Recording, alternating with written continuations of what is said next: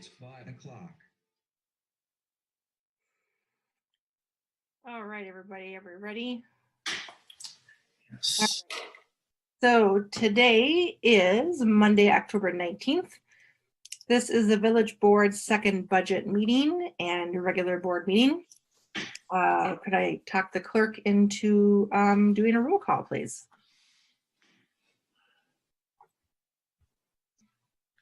Candy, do you want to do a roll call? Oh, she might be frozen. Okay, well, Candy unfreezes herself. You all can hear me, right? Yes. Yes. I will read the items at the top of the agenda, in fact, in front of the agenda, noticing that in-person absentee early voting hours for November 3rd, 2020 general presidential election actually start tomorrow.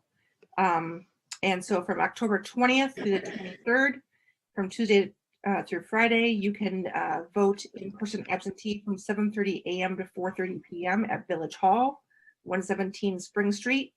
And then, 8 years ago, I can't remember, it was right before Noah started high school. hey, Matt, could you yourself? Thanks. And then from October 20th through October 26th through October 30th, Monday through Friday, we will have in-person early voting hours I can again, hear her then. 7:30 a.m. to 5:30 p.m. If she asks you again, you can't hear her. I'll tell you that. Candy, can you hear me now?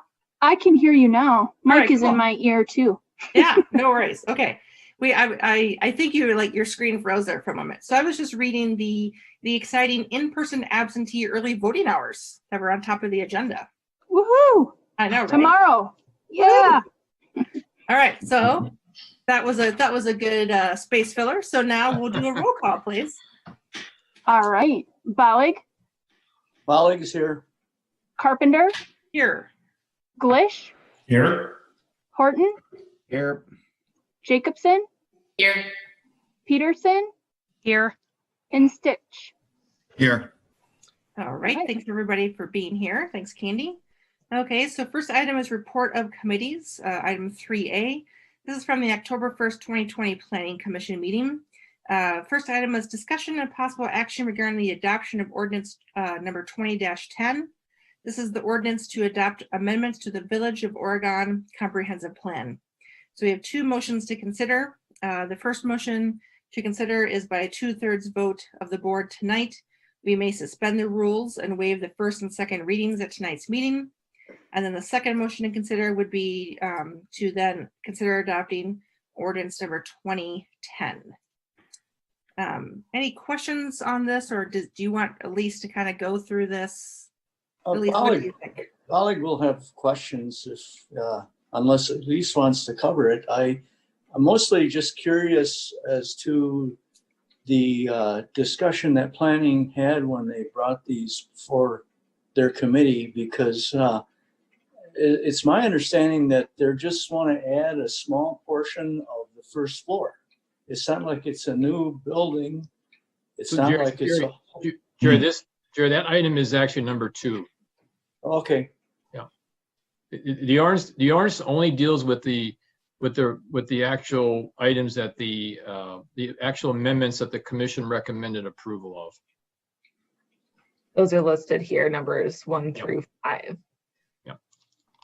So yeah, we can talk about the requested change a little bit more when we get to item 2. But Jeannie, do you want me to give a background now, or do you want to do the first motion to kind of get it on the table? Oh, let's do that. Would someone like to make a motion, because it's on the table, by a 2/3 vote of the board to suspend the rules and waive the first and second readings at tonight's meeting? Glish will move. All right. Did I hear somebody move that? Yes. Glish Okay, did. then I'll second it. Okay. So a motion by Glish and a second by Bollig. Any discussion on that? All those in favor say aye. Aye. Aye. Motion carries. And so then, at least, do you want me to do the second motion before you start talking? Do that to get it on the table. On Okay. All right. Sounds good. All right. So would someone like to make a motion to then adopt ordinance number 20-10? Bollig will. Thanks, Bollig. Is there a second? Stitch will second. All right, thank you, Stitch. Mr. Luke. Okay, Elise, do you want to just give us then a little bit of background just so any public watching can kind of get caught up? Sure. Thanks. So this ordinance and comp plan amendment is sort of a carryover from our October 1st Planning Commission meeting, where the board held a joint public hearing with the Planning Commission. And at that meeting, there were 6 potential comp plan amendments shown. I'll show you the map here in a moment. One of those did not move forward from the Planning Commission. There was not a majority vote to recommend that for approval. So that's been eliminated from this list. That was lots 58 and 59 of Oregon Parks, the 2 larger parcels that are behind the daycare being constructed in Mulligan. So you will not see that request on this list, on this ordinance. But the map has been updated. So I know this is very hard to read, but these are the potential ordinance amendments. Number 1 is the Lakestone multifamily affordable housing project. So that's a change to mixed residential. Number 2 there is the Habitat for Humanity parcel on Janesville Street right across from Wisco. That's a change to 2-family residential. Number 3 here is the change from sort of a mixed use near Beehive and Oregon Parks neighborhood to some duplex lots. And then number 4 is actually just a change to update what's existing on the ground. So it was envisioned to be a mix of 1 and 2 family residential. It was just really built as 1 family residential. So we're just matching number 4 to be single family residential, what is actually built. Number 5 is adding some of the properties that the county has now acquired for Anderson Farm County Park to be in park and open space. So I'm happy to answer any questions about what this means, but essentially only the amendments that are recommended for approval from the Planning Commission are the ones before you tonight. And if you were to approve ordinance 20-10 here, these 5 changes only would be the ones that would be fully adopted and updated in our future land use map. Thank you, Elise. So, so if there's public watching, updating our comprehensive plan is something that we do probably every year. We do a full update every 10 years, but we have amendments like this. It's a little bit costly to do this, so we try to put things. That's why you see a large group, 5 things together. We try to reduce the cost of making amendments to a comprehensive plan.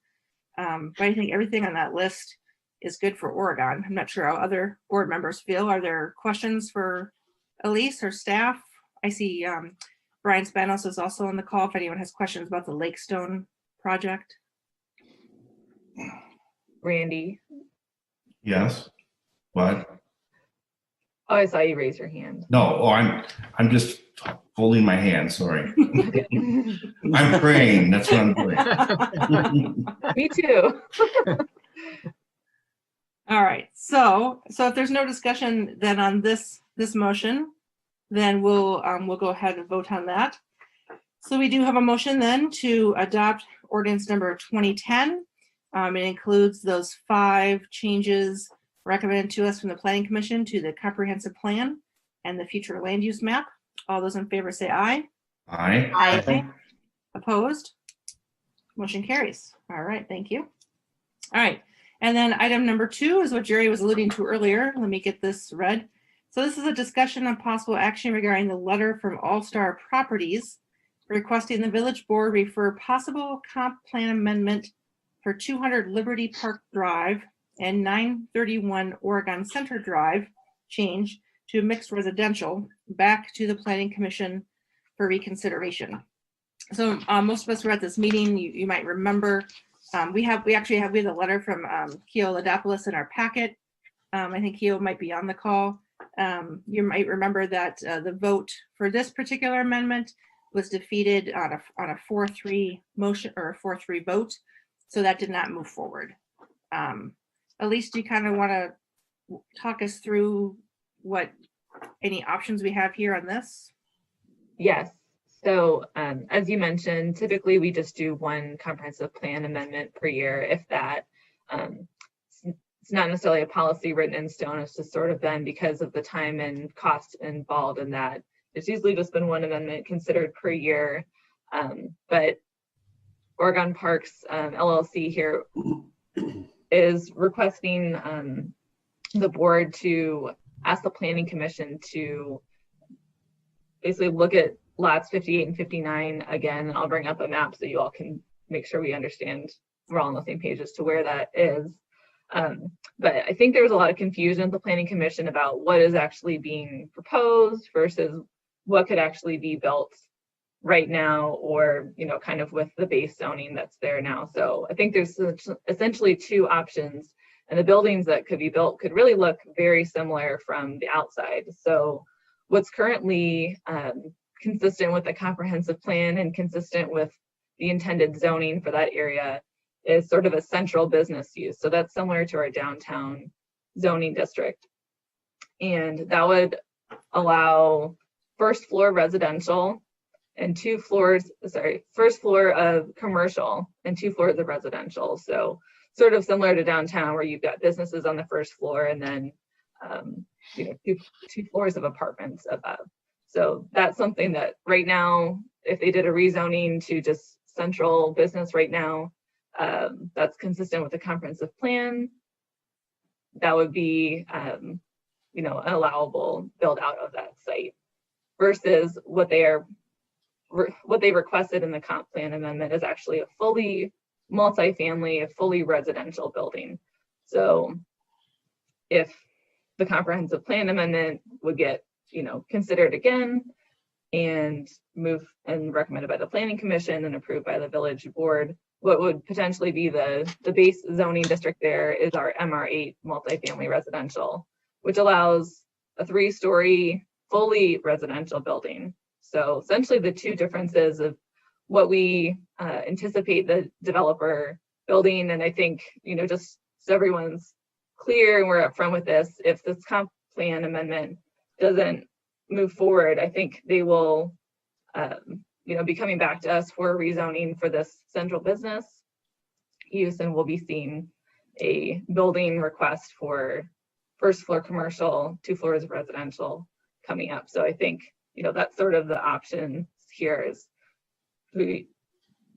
a fully residential 3-story building is essentially what they're asking for with the comp plan amendment, which is potentially a less intense use than a building that has commercial on the first floor. So that could be, you know, a doctor's office, a coffee shop, a you know, bookstore, dentist office, something like that, with apartments above, which was sort of originally what was intended for the build out of this neighborhood.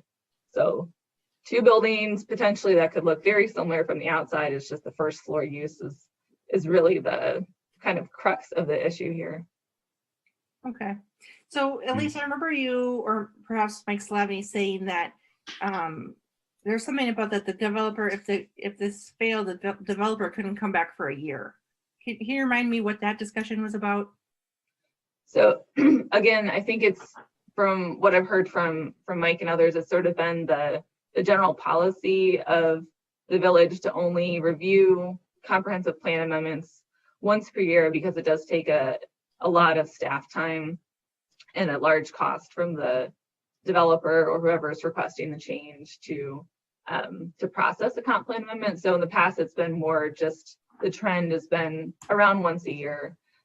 There's no legal requirement that we can only change it once per year. Some communities change it more often. Some communities make people wait 5 years or wait till the 10-year amendment. So it's sort of done differently with each community, just depending on how flexible communities want to be with changes to the comp plan. Is, you know, the market changes a lot in 10 years. So some communities want to be flexible to a changing market as time moves forward. Okay. All right. Thanks for that. I wasn't sure if it was a legal or a policy, or that's just what's been done in the past. But it sounds like if the developer is interested in going through the cost, we could do it more often.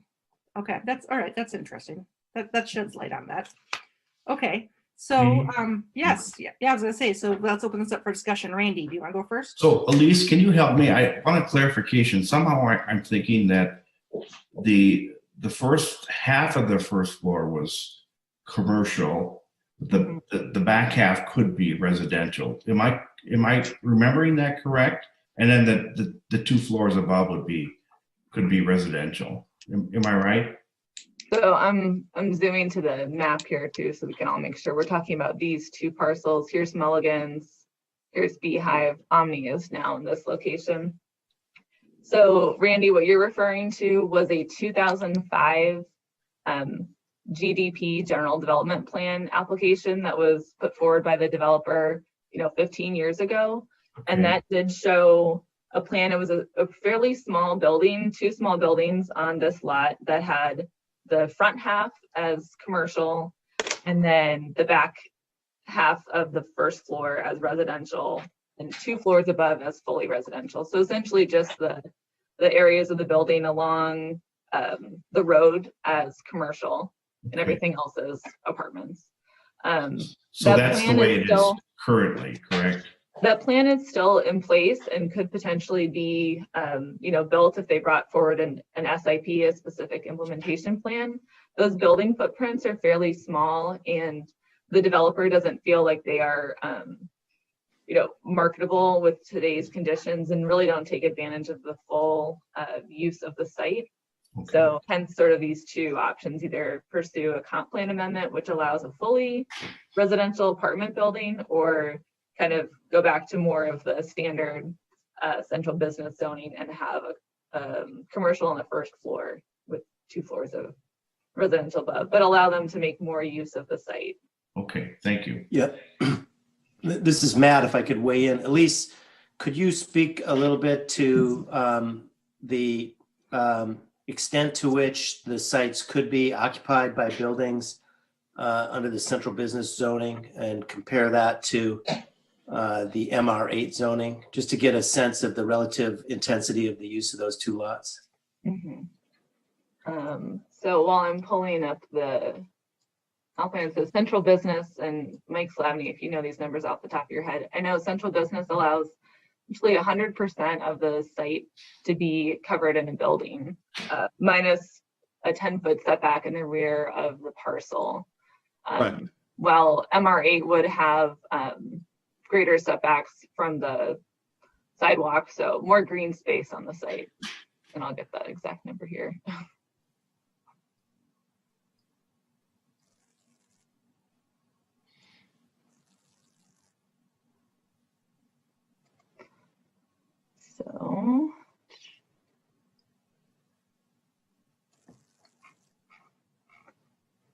So MR8 allows 50% of the site to be covered in the building.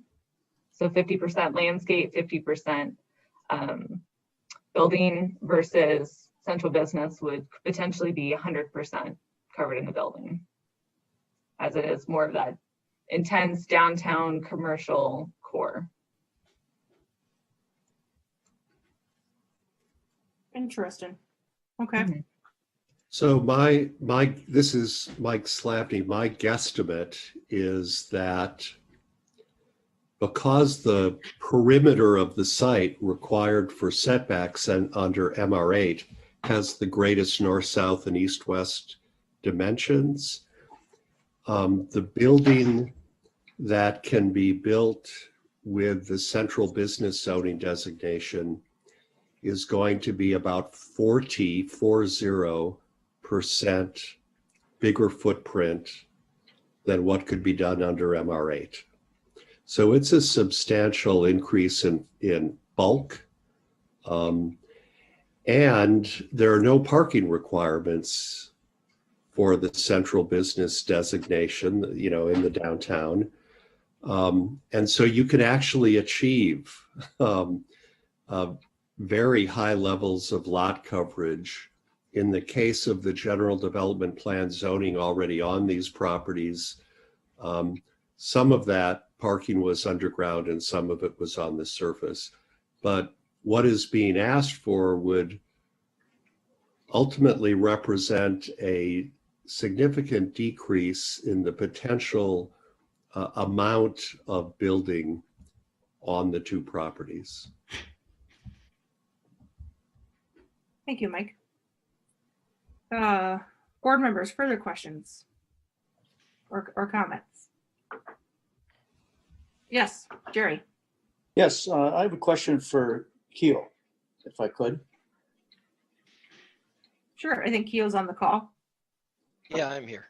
Okay, Keel. So how many square feet are you, so your intention is to create more residential space in this building, correct?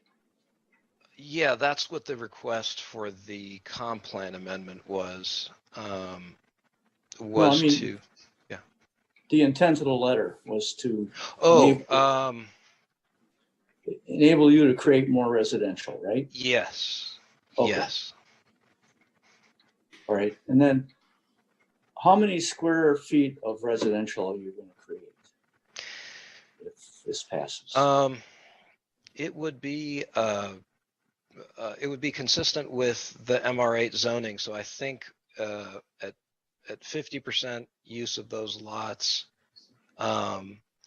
it would be a building fairly similar in size to what was proposed, what's already there under that PUD plan.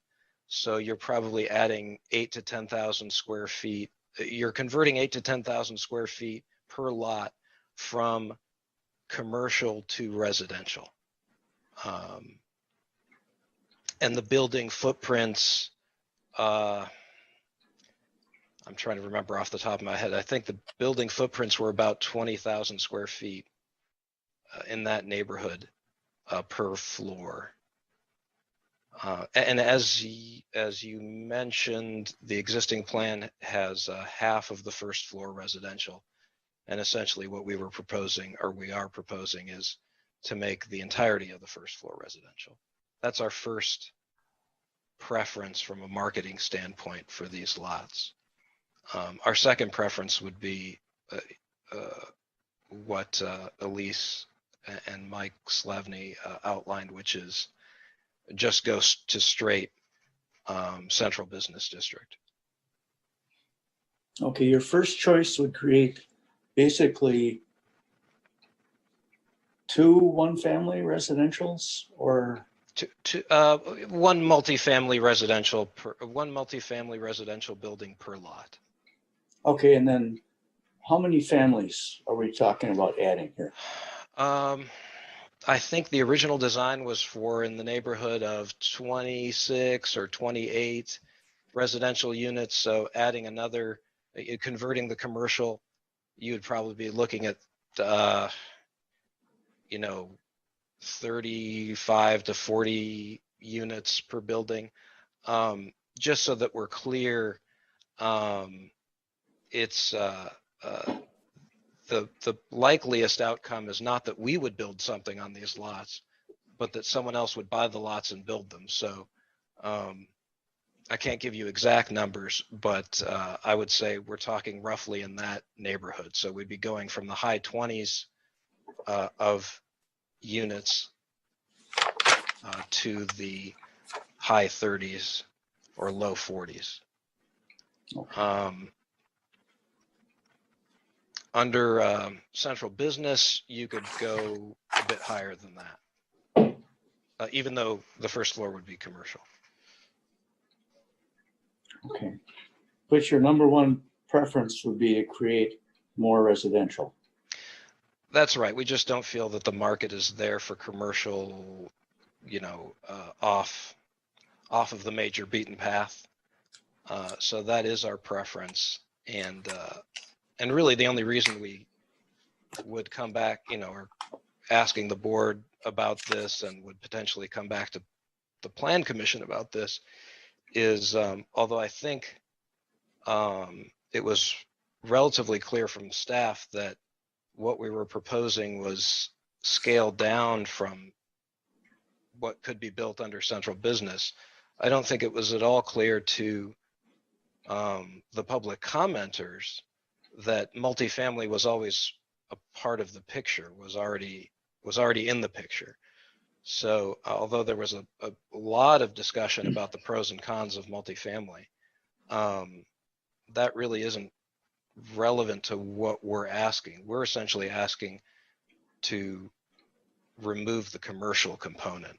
There will definitely be multifamily there one way or another. So that was, that was my confusion at that meeting, was just that so much of the public comment discussion was as if we were proposing, multifamily or something else. And all the proposals are multifamily, including the existing usage. Keo, do you think the planning committee or all of the planning committee grasped your intention? I'm not sure. I think some of them definitely did. And I heard at least one opposition vote say that they wanted, that my understanding was they were opposed because they wanted to retain commercial, which is fine. We can't argue with that. We don't prefer it because we don't see the demand for commercial, but it's certainly a legitimate request from the village to say, no, we want to hold on to commercial. I'm not sure that because there was such an extensive discussion in the public comment that was about not having multifamily or not wanting multifamily, there's a doubt in my mind that because it was a 4-3 vote, it was close enough that if someone thought they were supporting the public comment by voting it down, then I would be concerned that that's not really what our intent was or what we were proposing. So I'm short answer, I'm not sure, but there's a question in my mind just because of that public comment. Thanks, Keo. And one last question. It sounds like from my review of the minutes of that meeting that the entire planning committee was not there. Is that correct? That's right, Greg. Yeah, Chairman Greg Shelley was absent that evening, so we had our alternate cast his vote, and he was opposed. Okay. Based on the answers I've heard here and the fact that the entire committee was not there, and there seems a likelihood that the entire committee did not understand Keo's intent, I am going to support sending this back to the planning committee for their review. And if they reach the same decision, I guess I'm good with it at that point. But I would like them to be certain, number one, that they're all there, and number two, that they understand what's being asked for. Thank you. Thank you. Jeannie, could I interject really quickly? I just want to make sure before other village board members share their comments, just so everybody understands the process. So if the village board decides they would like to recommend this back to the planning commission to take another look at it, we would have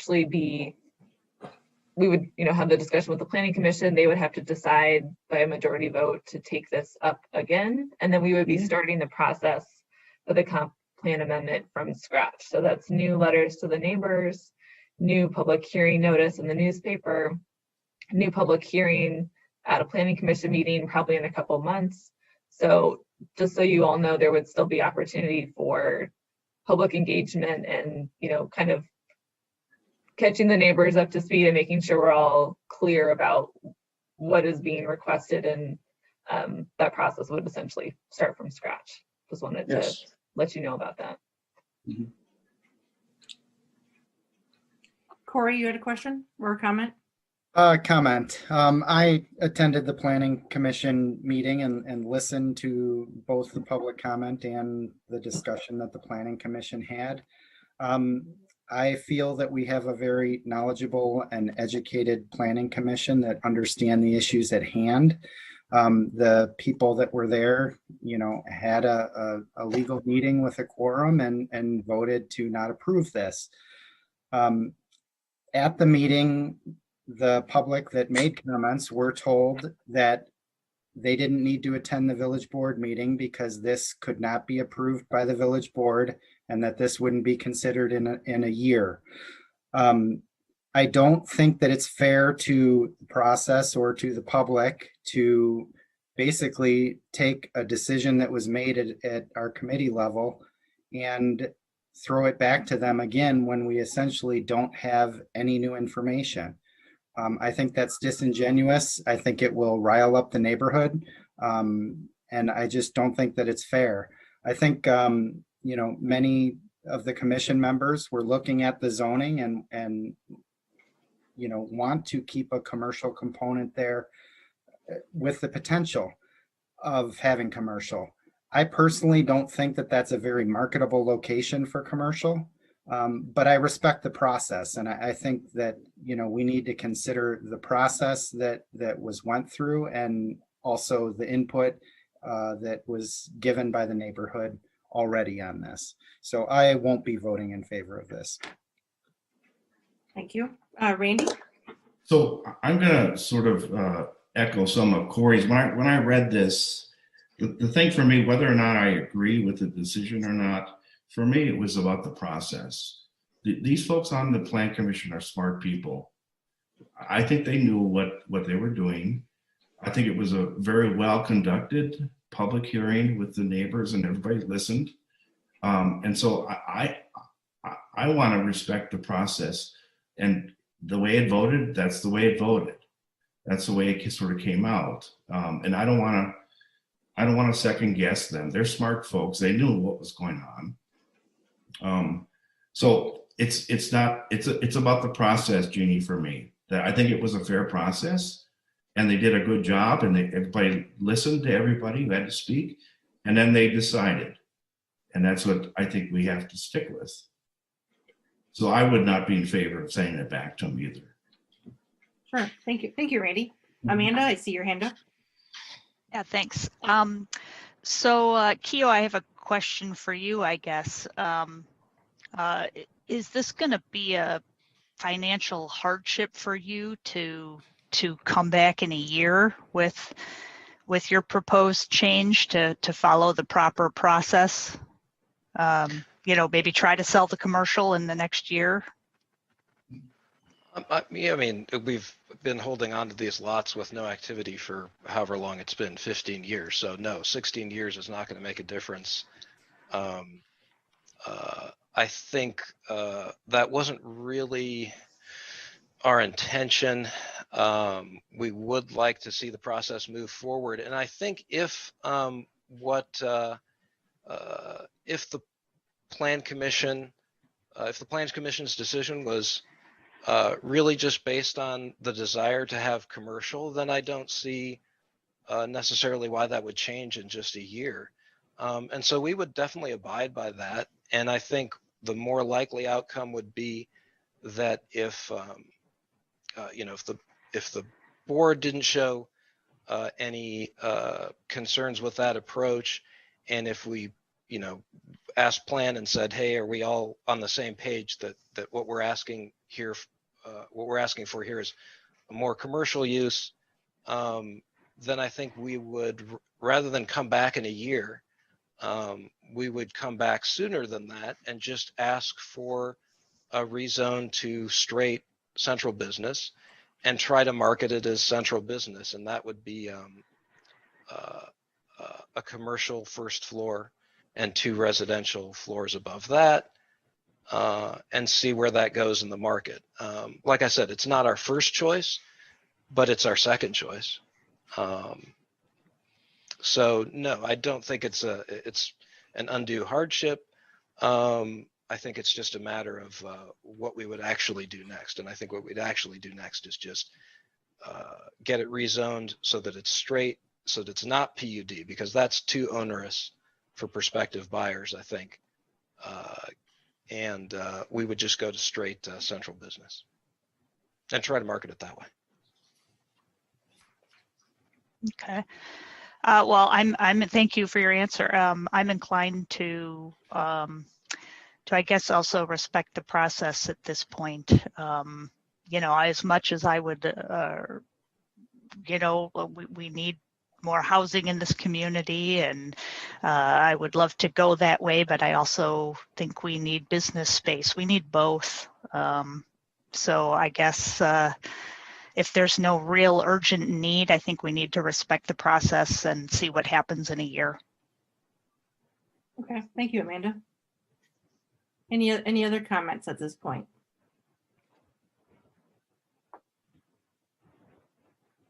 Any motions that anyone wants to make, or we can move on?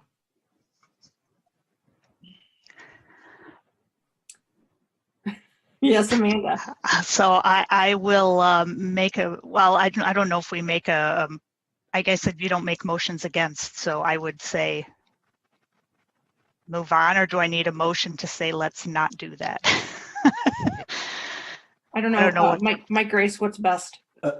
I think that, I don't know if Matt would agree. I think, if the board doesn't make a motion, then the item just dies and we move on to the next item on the agenda. Gotcha. Because the motion would be is to send it back, and without no motion, it just doesn't go anywhere. Matt, do you agree? Okay. I agree. If there's no motion, we just move on to the next item. The Yep. board takes no action. I do want to make a couple things clear, just so there's no misunderstanding. If the board takes no action on this item, Keough has indicated what their intent is, that they intend to move forward with a proposal for a change in zoning to central business, and they can certainly do that. They also could go back to the Plan Commission and ask the Plan Commission to look at the comp plan again. They don't need the board to send it back for that to happen, but it's my understanding that that's not their intent. I think their intent is that if the board doesn't ask the Plan Commission to take another look at this, it sounds like they're not going to ask the Plan Commission to do that either. Thank you. Yes, Mr. Bollig. Yes, I'm going to cause a vote here. I'm going to make a motion to send that back to the Planning Committee for reconsideration. And I make that motion for discussion. All right, so we have a motion. Is there a second?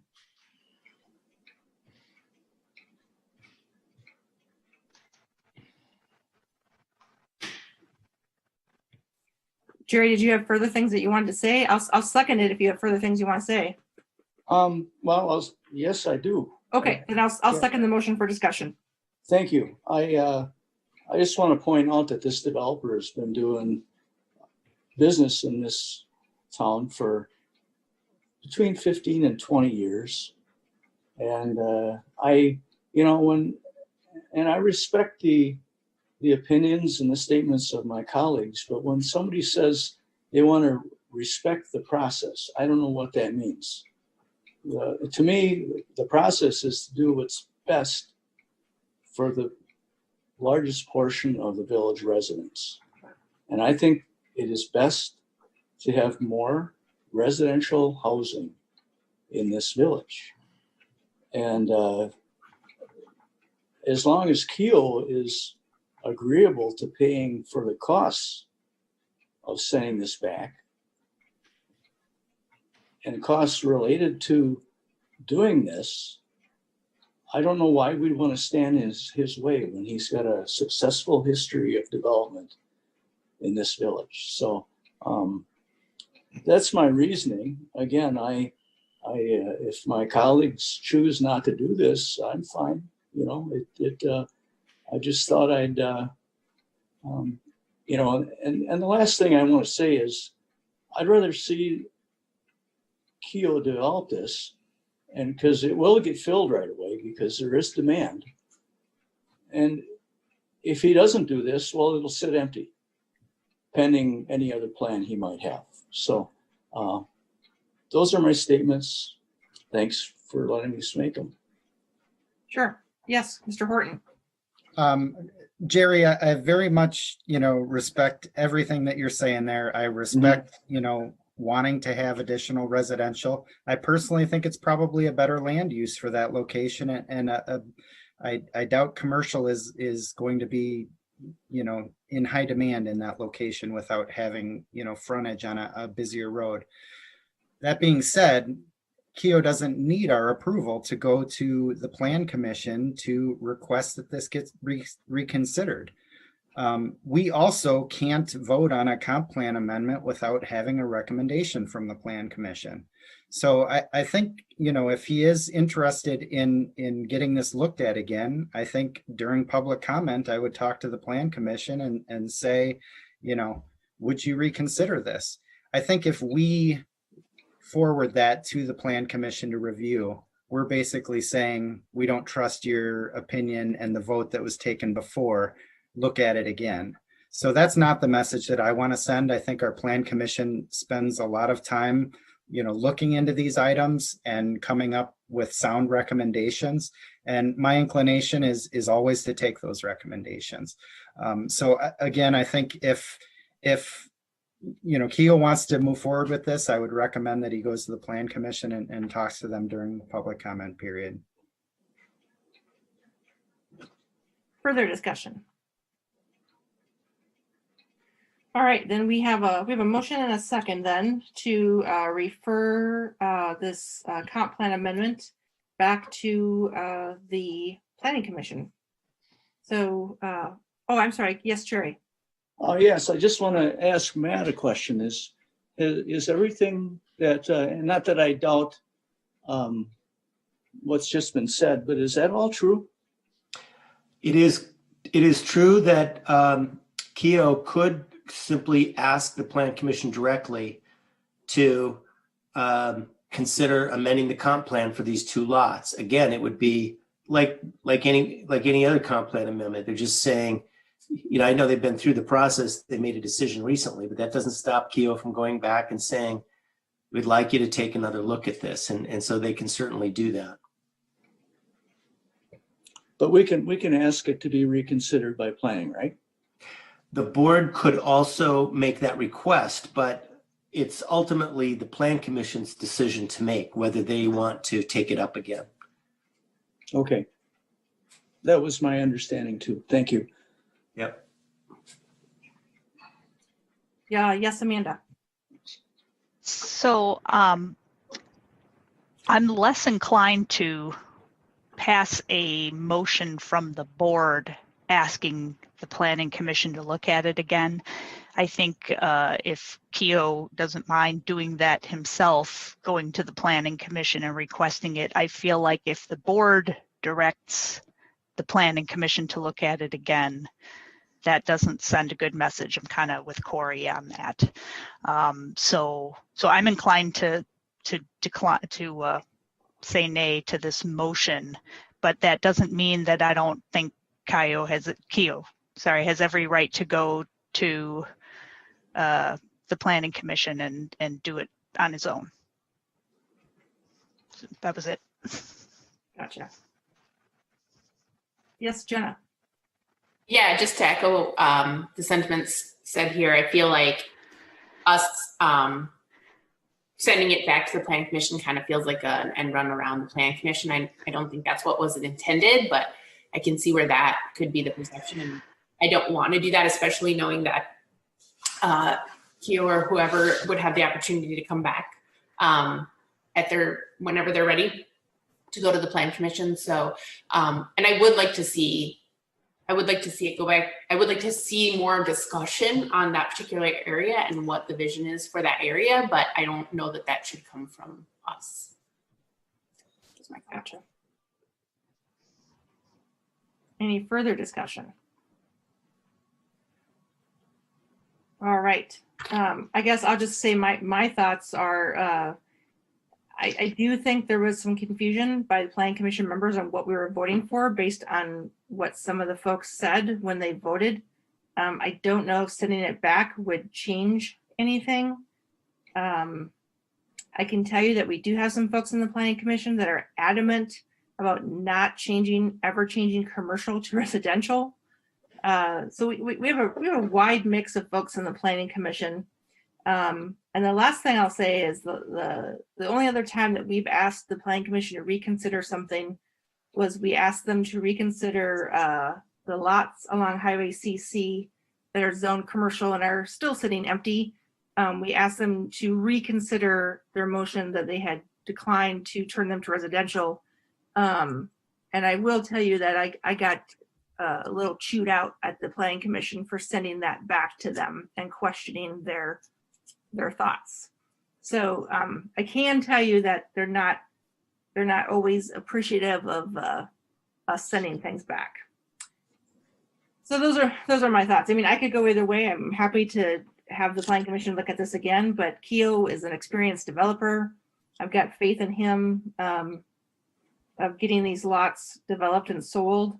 I will say that I think the public didn't understand what was being voted on, and in the end, they're going to have a lot more activity, a lot more traffic, a lot more everything, the way that it's going to be developed, that Keo's going to develop under what is currently proposed. And so that's always interesting when that happens, when people don't understand what they're opposing, and then they end up with something that they are going to dislike even more. So, all right, that's my little spiel. So I will call, I don't think we need to do roll call because I think we know how this is going to go. So all in favor of the motion, say aye. We're voting, Jerry. All those in favor of the motion, say aye. All those in favor or opposed, say no. No. No. All right, motion fails.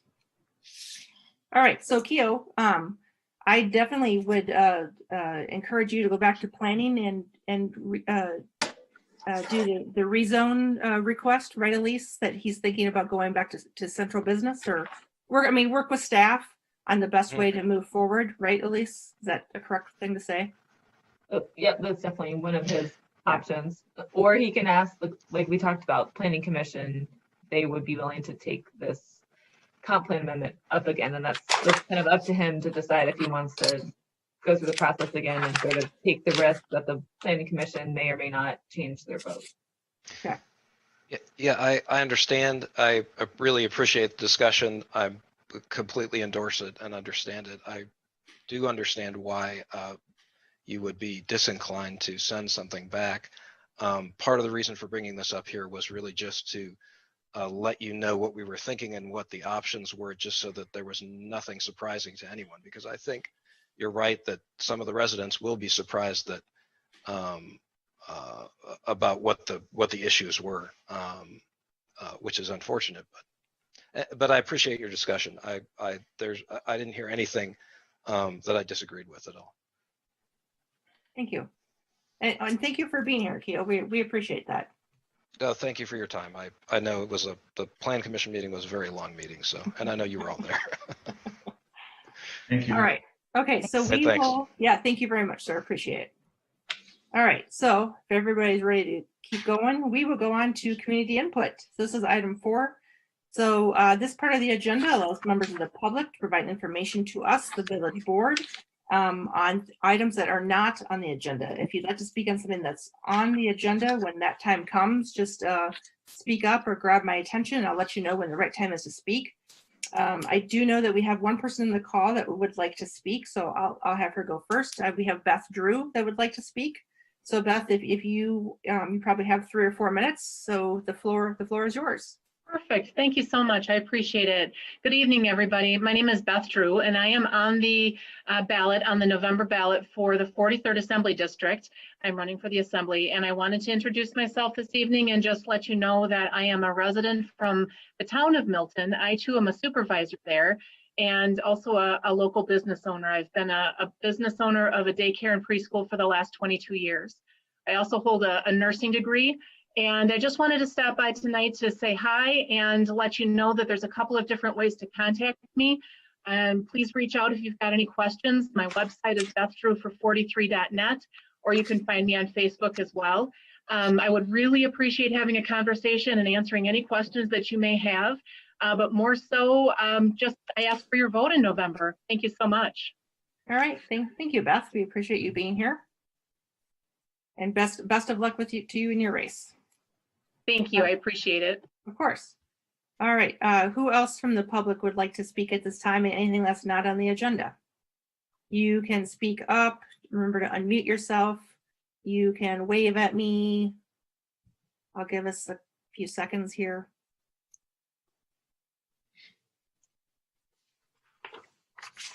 All right, doesn't look like we have anybody. If that changes, just speak up. All right, so then we will go on to the budget, the exciting budget portion of this village board meeting. And so now we move on to a joint meeting with the library board. Library board, if you have a quorum, I would ask yourselves to call yourselves to order and perhaps take a roll call.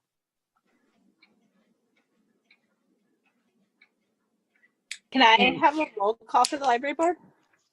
We can. Bergstrom, Present.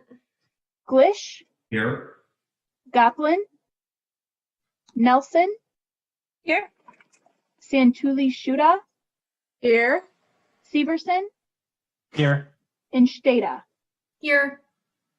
Excellent, thank you. Okay, so you all have a quorum. Thank you for being here, we appreciate it. And our library director, Jennifer Way, is here. Excellent. Okay, so we will work down the agenda here. So with this joint meeting with the library board. First up is number 8, an update regarding the new library building. First item is we have a reminder that January 11th, 2021, that is our date for our joint meeting to discuss the status of the fundraising efforts. Jennifer, any updates you'd like to give us under that item? Yeah, I'll just do that briefly. We've total raise today is just over $1.9 million, which is wonderful for a community of our size. We have a number of items going on. Mailing that just went to all Village of Oregon residents. A second part of the mailing will be going to the rest of the residents in the Oregon School District about the project and inviting them to participate.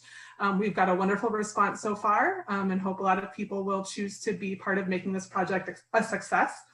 On the 31st from 10 to 1, we're doing a trick or treat for the new library opportunity for kids or families or adults to make a donation to the library, and they'll get a free pumpkin cookie courtesy of Fosdale's Bakery. We will also have a silent auction online courtesy of many local businesses starting November 6th for about a week. That people can bid on auction items to raise money for the library.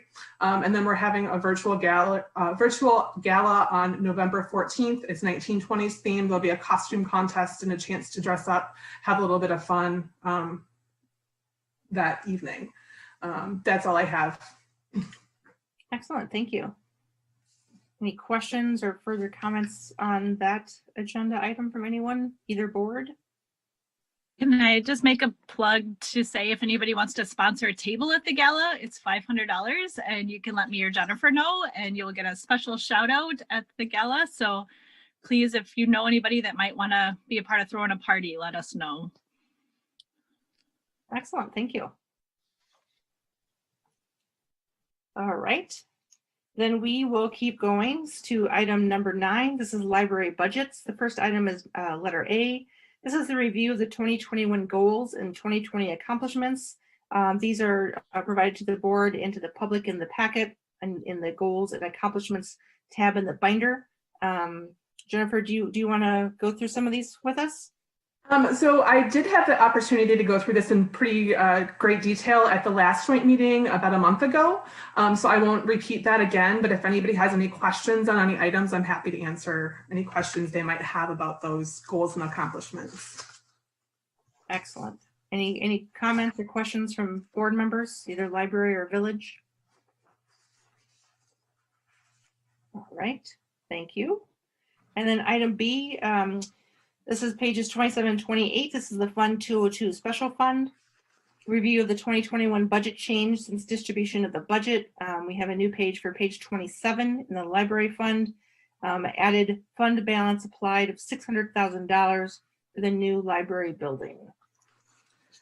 And that's the, this was again reviewed at our previous joint meeting, but that was basically to balance the budget. So we're showing $600,000 in expenses for continuing our conceptual design from where it is now until where it would be needed to get to put it out to public bid. So a number of phases in between, and that's just estimated based on the services that we could anticipate next year. That of course will require your approval before we proceed with that. To move forward. And then Lisa and Mike added the fund balance applied change to make the budget balance. Basically, we would be using cash we have on hand through either impact fees or fundraising to offset those costs until the village was ready to do the borrowing that they are opting to do for the new building. Does that make sense? Yes, thank you. Questions from the board on that? All right, then we'll keep marching along here. Item C is pages 29, 30, and 31. This is Fund 203 that was created in 2017. This is the operating and the building budgets. And again, we did, this is the second time you're seeing this. You did see it again at the joint meeting a little while ago. I'm just going to highlight a couple items. I want to assure you that the numbers did go down a little bit since the last meeting. We worked with Mike and Lisa on some reductions to do our part in meeting the levy cap that they were trying to meet. Like other departments, we're seeing a decrease in interest income for next year, which is going to affect us in a number of ways. We also have some decreased revenue. A number of libraries in our area have chosen to go fine free. And some of the revenue we collect is from other library fines. And so we're projecting that to go down also because we're not sure how our foot traffic will be next year because of COVID. That's kind of what I want to highlight for the revenue. Our county revenue for 2021 is stable. So that's a good sign for us. Some of the changes you will see from between this version and the last version is a decrease to some of the personnel costs to meet that 1% base wage increase that is being applied to all village departments. Just to highlight a couple lines you might see the biggest increases on page 30. The health insurance, obviously, just like every other department, the health insurance costs are significantly higher this year than in previous years. Our professional services line is also increasing quite a bit, and that's because of both the annual increase for those services. That includes our services through the South Central Library system. But one of those factors in determining that is the number of devices we have, and we did add some additional workstations for remote work for our employees, and then also for a wireless access point for our parking lots. And then an additional hour of village attorney time per year. For publication subscriptions, that line item is also going up quite a bit, but that's just mainly to continue the current subscriptions we have now, and it would not be adding any new subscriptions, but just the cost of many of those has increased for a variety of reasons. Under the library building category, you'll see the contractual services account has also gone up just under 2%, and that is a direct reflection of increased costs for cleaning for 2021.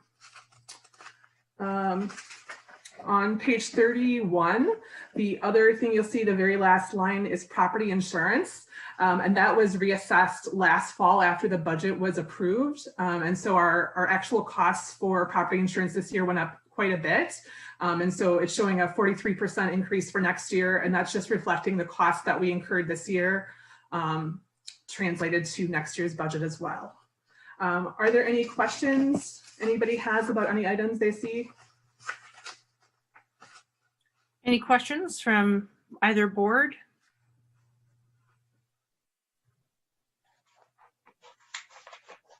All right, we will keep going then. Item D, this is page 108, the Fund 804 Wackman Trust Fund. And that one, the only thing we're budgeting for is interest income. That's a principal that we are supposed to keep as principal, and then we're allowed to use the interest. So you're going to see a budget, I think, of $73 for the projected income for next year. It might end up being a little bit lower just because of dropping interest rates. Excellent, thank you. All right, so then item E is possible consideration of the library budget items 8A through 8D by the village board. And I will, for the public watching, I will just kind of go through this process again. Tonight's approval or disapproval or comments are not the final time that we will see this or vote on this. We will go through everything again at our final budget meeting. When we approve or amend things, it's just a way for our staff to keep going through the process. So don't feel like we can't change or question things after tonight. So that said, any final questions, or would someone be comfortable making a motion to approve items 8A through 8D on the village board? It's 6 o'clock. So Jeannie, as the trustee, I'll move approval. Thank you, Randy. Is there a second? Second by Jacobson. Thank you. Is there any discussion or questions at this time? All right, all those in favor say aye. Aye. Aye. Anyone opposed? Motion carries. All right. Thank you very much, Library Board. We appreciate you. I think it's always important at this time for the public to know that you all are volunteers. And when we're trying to build a new library, your volunteer time increases exponentially. So thank you. Thank you for your time and effort and dedication to the Oregon Public Library. So if you wanted to move to adjourn, we would entertain, I'm sure your chair would entertain that motion. Can I have a motion to it? Sounds like we to go. Can I have a second? I'll second. All in favor, say aye. Aye. Aye. We are adjourned. Thank you guys for joining us, and thank you guys for working with us on the village board. We appreciate it. Yes, thank you. Thank you. Thank you. All right, we will keep marching along here. Item 11 is continuing the 2021 budget overview. First item is a general discussion regarding the 2021 budget and questions from board members. So Mike, do you want to take it from here? Sure. We always do this the second meeting, or just first item is on the agenda for the budget. Is there any follow-up questions from the last meeting that the board members have at this point?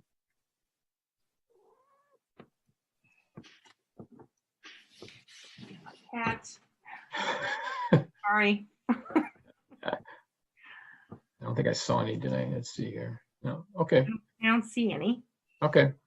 All right, then. But again, obviously, if board members, you have questions, just Along the way. Yeah. Absolutely. All right, so then item B, this is a discussion on possible action regarding possibly creating a COVID-19 emergency fund in the 2021 budget by delaying the hiring of the new village administrator. There would be a savings of approximately $10,000 to $11,000 in the general fund for every month the village administrator position is vacant. These savings would generate an emergency fund in the event of a significant economic downturn and or a cut in state aid next year. All right, Mike, what's this? So what this is, so when Lisa and I were trying to get the budget under the cap, this was actually on our list to recommend to the board at the first budget meeting, and then I took it off. And then when I heard some of this discussion we had at the last meeting, I can tell board members are, and you should be, like we are, concerned about the budget next year. I thought I should bring it back up and just make sure that you don't want to consider doing it. Because, for example, if I was going to a new job, this would be happening no matter what, because I'd be giving my 30-day notice. I'd be leaving, you'd be doing your job announcement, and there'd be a month and a half, 2 months of a vacant position. Other communities have, hire interim administrators, but some communities don't. And then you would have that savings in your budget. It'd be like somebody leaving Public Works or the senior center. There's always a delay in getting the hire. So I just felt I needed to bring it forward. I'm not saying the board should do it. I'm not saying you need to tell me tonight to do it. We could do it, you think about it for a couple of weeks, but I just felt I needed to at least bring it forward as a discussion item. All right. Are there thoughts from the board on this? Yeah. Oh, look at lots of hands. Okay, I saw Amanda first. Thanks. Well, when I saw this, my initial response was, "Are you crazy?" I'm sorry, I should have said that. I know this is going to appear to be a crazy idea, but I did it anyway. Sorry, I meant to say that. Okay. Well, I'm inclined to say no. This is just my gut reaction, and other people can weigh in. But a village administrator touches everything that happens at board meetings and goes through and talks to developers, talks to public, the job that you do is immense. And I I just think it's worth the paying that money and having someone in that position, especially you, because of your expertise, for as long as is necessary. I think it's a pretty big hole to fill. So that's my comments. Thank you. Yes, I would second everything that Amanda just said. Certainly said. Anyone else have thoughts? Yes, Corey. I guess I just want to thank Mike for thinking about things like this, and we need to think outside of the box. But Yeah. I very much echo what Amanda said, and I think it would be kind of a huge hole that would need to get filled by other staff. That would be kind of a strain on them as well. And I think we have an administrator right now that knows how everything runs and how everything works, and we're going to have somebody new coming in that's going to have a pretty steep learning curve of getting up to speed. So I think for those reasons, as much as I would love to have the savings, I think it's probably a place that we should just spend the money and get them here as soon as we can and not have a gap. Okay, thank you. And I would add to that, Mike, if you, and I don't know the answer to this, and you don't have to comment, but I would just say that if you're thinking that you wanted to stay longer than originally, I don't think we need to be in any big hurry to get this search going. And I have no idea what you're thinking, but I just want to give you permission to tell us that. If you want to stay longer, you tell us, dude. Okay. Okay. As far as I know, we haven't spent any money on a search yet. Nope. So Nope. If that changes and you decide that you want to maybe stay through the pandemic, for example, I'm just throwing that out. I know you are. I know you are. No. Sorry. Okay. So yes. No, that's fine. That's fine. I appreciate that. All right. Yes. Jenna. Yeah, kind of along your point, Jeannie, I think this is a great idea if it works, but I don't want to put any the functioning of the village at risk, and so I'm concerned about timing of how this works. Yeah. When would you be exiting? When would the gap happen? What else is happening? And I realize that would require a couple of extra, looking out a few months ahead, but I don't think it's a bad idea necessarily for a short period of time, but we have to be mindful of the timing of things and just how that's going to operate in general. So. Okay. Thank you. Yeah. Mike said he wanted to do budget again next year. Yeah, right. Yeah.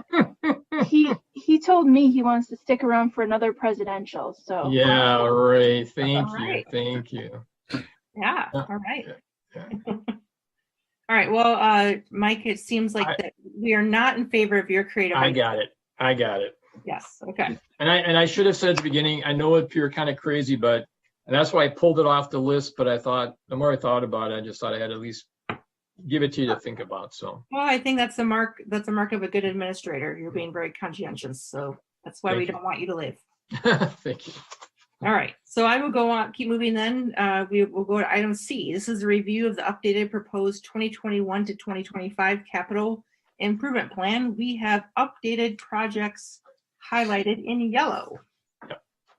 And so Lisa did this for the board's information just to show, and I'll tell you a couple things. We just updated some numbers, but one thing we did do, and you'll see when we go through the budget sheets, is that we did move a little bit of money into next year to start planning for the village hall. I think we concluded that we start doing this in 22. We will not have enough time, so we need to be at least working on this next year. So that's the first item that's highlighted. And then we did talk about at the last budget meeting borrowing some money, and so we're just showing that now for the business park. That's what's highlighted. And then we just had we did not have the tennis courts on this list. They're in the budget, but not on the list. So we're trying to make sure that this list is consistent with what's in the budget, as well as replacing the current server, things like that. And I think, yeah. And one of the things we'll talk about as we go through these budget sheets is that we're doing the stormwater improvement in Lerner Park, Cusick area, West Netherwood, and we actually had it in a different fund. And now we have it in the stormwater fund. So we also tweaked the number a little bit on there. You'll see that. We added the street trees to the CIP. list. And then we just updated the number for the county project, or the project we're doing with the county on North Main Street next year. All right, questions from board members on any of those items or anything on the capital improvement plan? And so we've sent this to Ellers, our financial consultant, Dave there. And so he has these new projects, and he'll be updating his financial management plan for the board to consider in November, most likely. All right, thank you. Mhm. All right, then we will go to item D. This is discussion and possible action regarding the 2020 budget transfer. We have a recommended motion to approve a budget transfer of $1,500 from the general fund contingency to cover the current deficit and preserve the water tower fund. Mike, do you want to just tell us what this is? Lisa, you want to do this? Sure. So this is the water tower fund. There are some expenses that have run through there throughout the year, which has created a slight deficit in there. And looking at the funds that we have available, we felt that the best way to cover that would be to transfer $1,500 from the general fund to cover the deficit. At this point, there really isn't any other money anywhere else that we could transfer in to cover that. Yes, Randy. So Lisa, is this the dehumidifier mostly? Probably that, and any of the other activities that happened like last year. And it includes the $981 for the plaque. So that's part of the $1,500. The one coming up for the Historical Society for the tree? Correct. Okay. Yep. Got it. Does power come out of this, Lisa? I don't believe so. I don't That's think so, just okay. run through the general fund. I think the only thing that might have been like the ice cream social, that when the purchase of that, I think those are the main expenses that go through here. Yep, okay. Which we didn't have this year, obviously. Correct. Yes, Amanda. Doesn't the ice cream social also generate donations for this fund? It does. Okay, Does. so Rarely, since we rarely do the donations cover the cost. The cost is usually $200, $300, I think. And Right. we usually raise about 120, 150. Yeah. Okay. It's an outreach kind of thing. And then I think there's just been some repairs and maintenance that have had to be done on the building too. There's I just think little things over time. yeah. I mean, there's still a lot of moisture in the. Yeah, I was just gonna say, yeah, And that's so one of that- the main issues. That dehumidifier is a very commercial size. We're trying to keep, otherwise we start getting mold and things on the walls. So. Yep. All right, would someone like to make a motion then to do this budget transfer? I will do it, Jeannie. All right, thank you. We have a motion by Glish, a second by Peterson. Further discussion on this particular budget transfer? All those in favor say aye. Aye. Aye. Opposed? Motion carries. All right, and then item E is discussion of possible action regarding the 2020 budget amendment number 1. We have a recommended motion to approve 2020 budget amendment number 1. Would someone like to make that motion, please? So moved. Thank Glish. you. All right, so it's a motion by Glish, second by Peterson. Thank you. Any questions? This is the new green sheet. Any questions on this? Or Mike, any highlights? Just, I think we added the, Lisa and I are sort of tweaking the budget yet, and we also, I'm sorry, we realized that we had not brought the revenue in to cover the payoff or the write-off of the DNR grant, so that's what we added this afternoon. That's the last thing, yeah, thank you, right there, yep. That's the only change that was in the packet from Friday. Okay. Yeah. And Lisa, do you want to maybe highlight a couple things here for the board? Most of the budget amendments are things that were approved by the board as we've gone through the year, and we had not budgeted for it at this time last year for 2020. For example, the water tower we just approved here is at the top of the list there, right? Correct. Yeah. Right. Mm-hmm. And we made a donation to the food pantry earlier this year when COVID hit to try and help them out. The senior center continues to get increased funding from the state, which is a good thing. Or actually, it's the county, which is a good thing for the catered meal program that we have going on at Ziggy's. Then the capital purchase of the fire district, that has to be updated. And then the workforce housing, that budget transfer was interest that was earned in TID 2 last year. And so to close that fund out, the interest was above and beyond what we needed in that budget. And if you remember 2 years ago, we kept the TID district open for an additional year to create the workforce housing funds. So we just transferred the remaining money from TID 2 into workforce housing. And then there's the write-off for the DNR grant that was approved earlier this year. So that's what the last amendment is for, is to get that written off, so that the advance to that fund goes away, but it does hit our general fund balance. So it will affect our ending fund balance at the end of 2020. But we still think we're going to be within our policy limits. Correct. Yeah. Yep. All right. Any questions on this motion to approve the 2020 budget amendment number 1? All those in favor say aye. Aye. Aye. Aye. Opposed? All right, motion carries.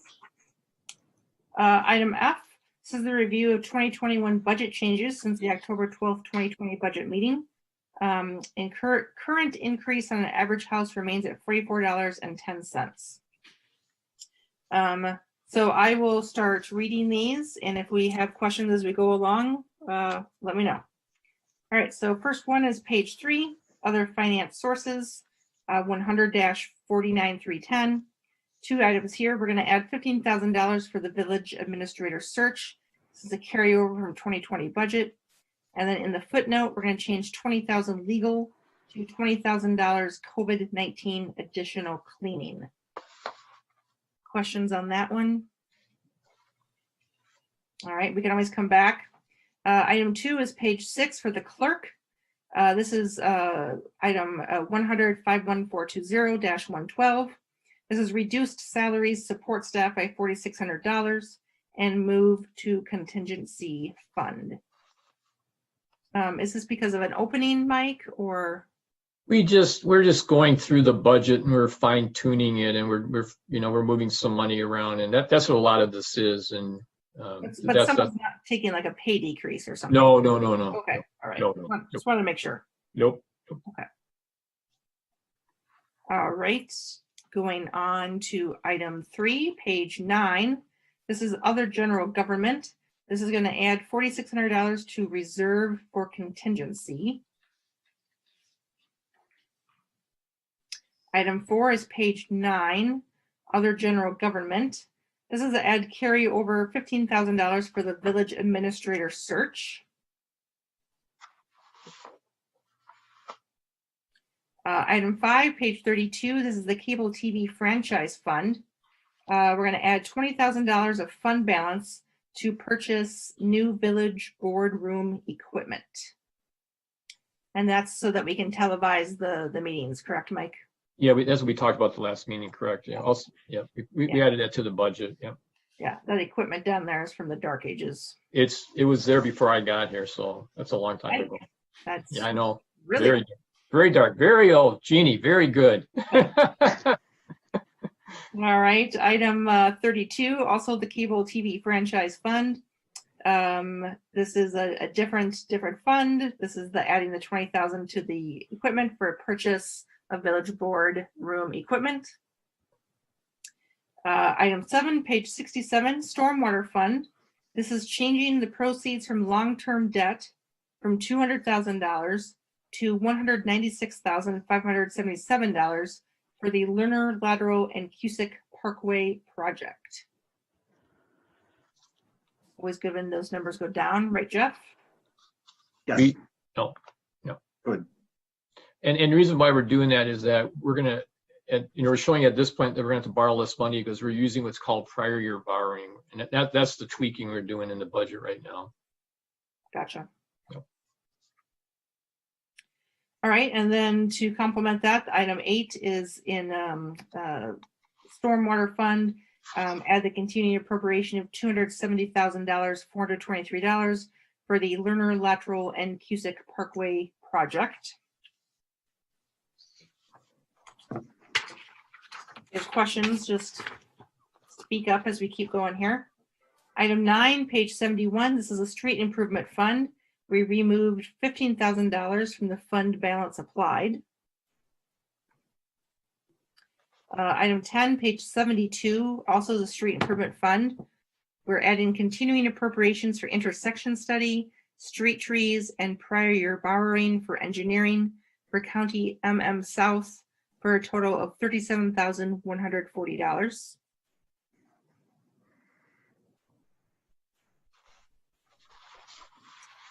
Item 11 is page 75. This is the equipment building capital. We're moving $266,000 from fund balance applied to Fund 402 stormwater projects. Item 12 is page 75, the equipment building capital. Add $103,430 to proceeds from long-term debt to help cover capital expenses, including $63,180 for fire EMS district capital purchases. Item 13, still on page 75 in the equipment building capital. This is add continuing appropriations for tennis court resurfacing, computers, and prior year borrowing for fire EMS district for a total of $36,350. Item 14, page 76, still the equipment building capital. This is for office equipment. We're going to add $35,000 for new computer server, $15,000 for annual computer purchase, and $1,600 for wireless access point for a total of $51,600.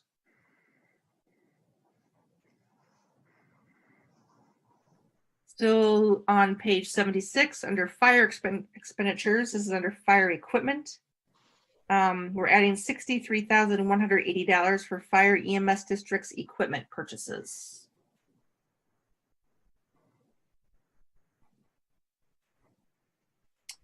Item 16, this is page 79 under Oregon Bike Trails.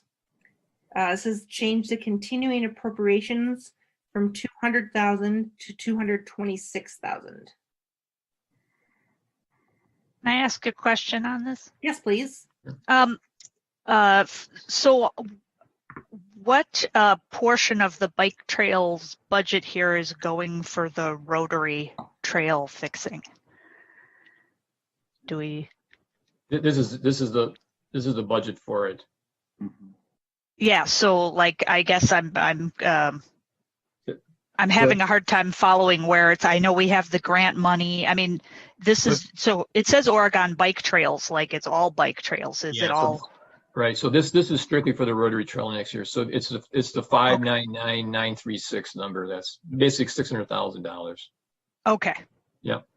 I kind of thought that, but I wasn't 100%. I had to get someone ask me about that, what we were doing for the rotary bike trail. And I said, oh, look at page 79. And then I realized, well, we were talking in another meeting about resurfacing part of the bike trail. Yeah. But is that streets budget or? That's go ahead, Mike. Well, no, good, Jeff, go ahead. Well, and that's something that we're allocating every 3 years, and it's not part of this budget. The only thing we did on the bike trails this year was do that test section along Alpine Parkway, and I did use some street money for that. Yeah. Okay. It's also like, Amanda, when you look at it's called Fund 423, which I think we're gonna get to. When you look at it, says Plainfield Development, and we have in there JC Park West and the West Side Park, and there'll be all different types of projects. But for this year, for bike trails, it's strictly the rotary trail next year. Okay. Yeah. That's what I thought. Thank you for clarifying. Yeah, good question. Further questions on that item? All right. Item 17, this is page 81. Playing field development. We are adding $1.25 million to continuing appropriations for the JC Park West project.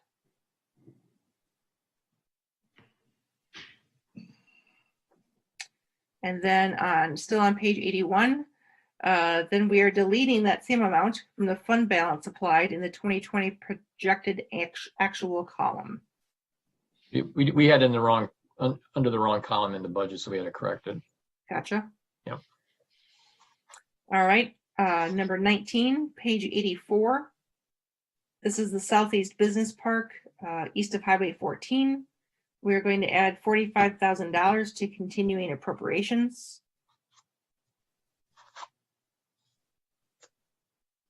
Item 20, this is page 88. TIF number 4, capital projects. We are changing loan proceeds from $500,000 to what they actually probably came in as $493,750. Again, this is 20 and 21 are related. This is just that we're using prior year borrowing to lower what we think we have to borrow for next year. We're trying to, that's what we're doing here. Gotcha. Yep. Number 21, this is page 88. This is TIF number 4, capital projects. We are adding $6,250 from prior year borrowing to continuing appropriations. Do you need us to approve all those items, Mike?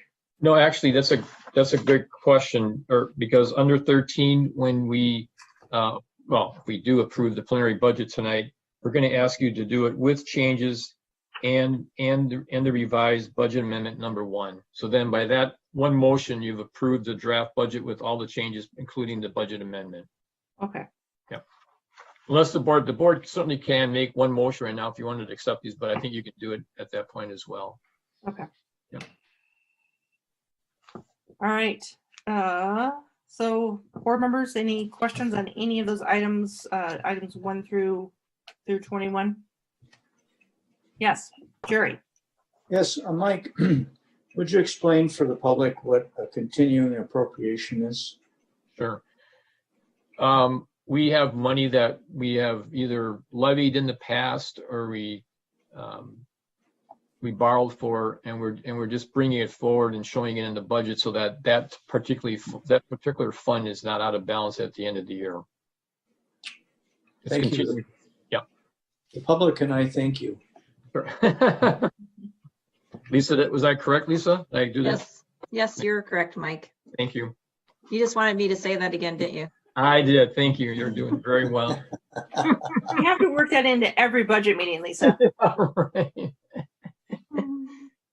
All right. So then we will move on to item 12. Oh, I'm sorry. Yes, Corey, go ahead. I just had a question regarding the equipment building capital for the new computer server. I'm wondering if we've considered using a cloud-based server instead of a physical server.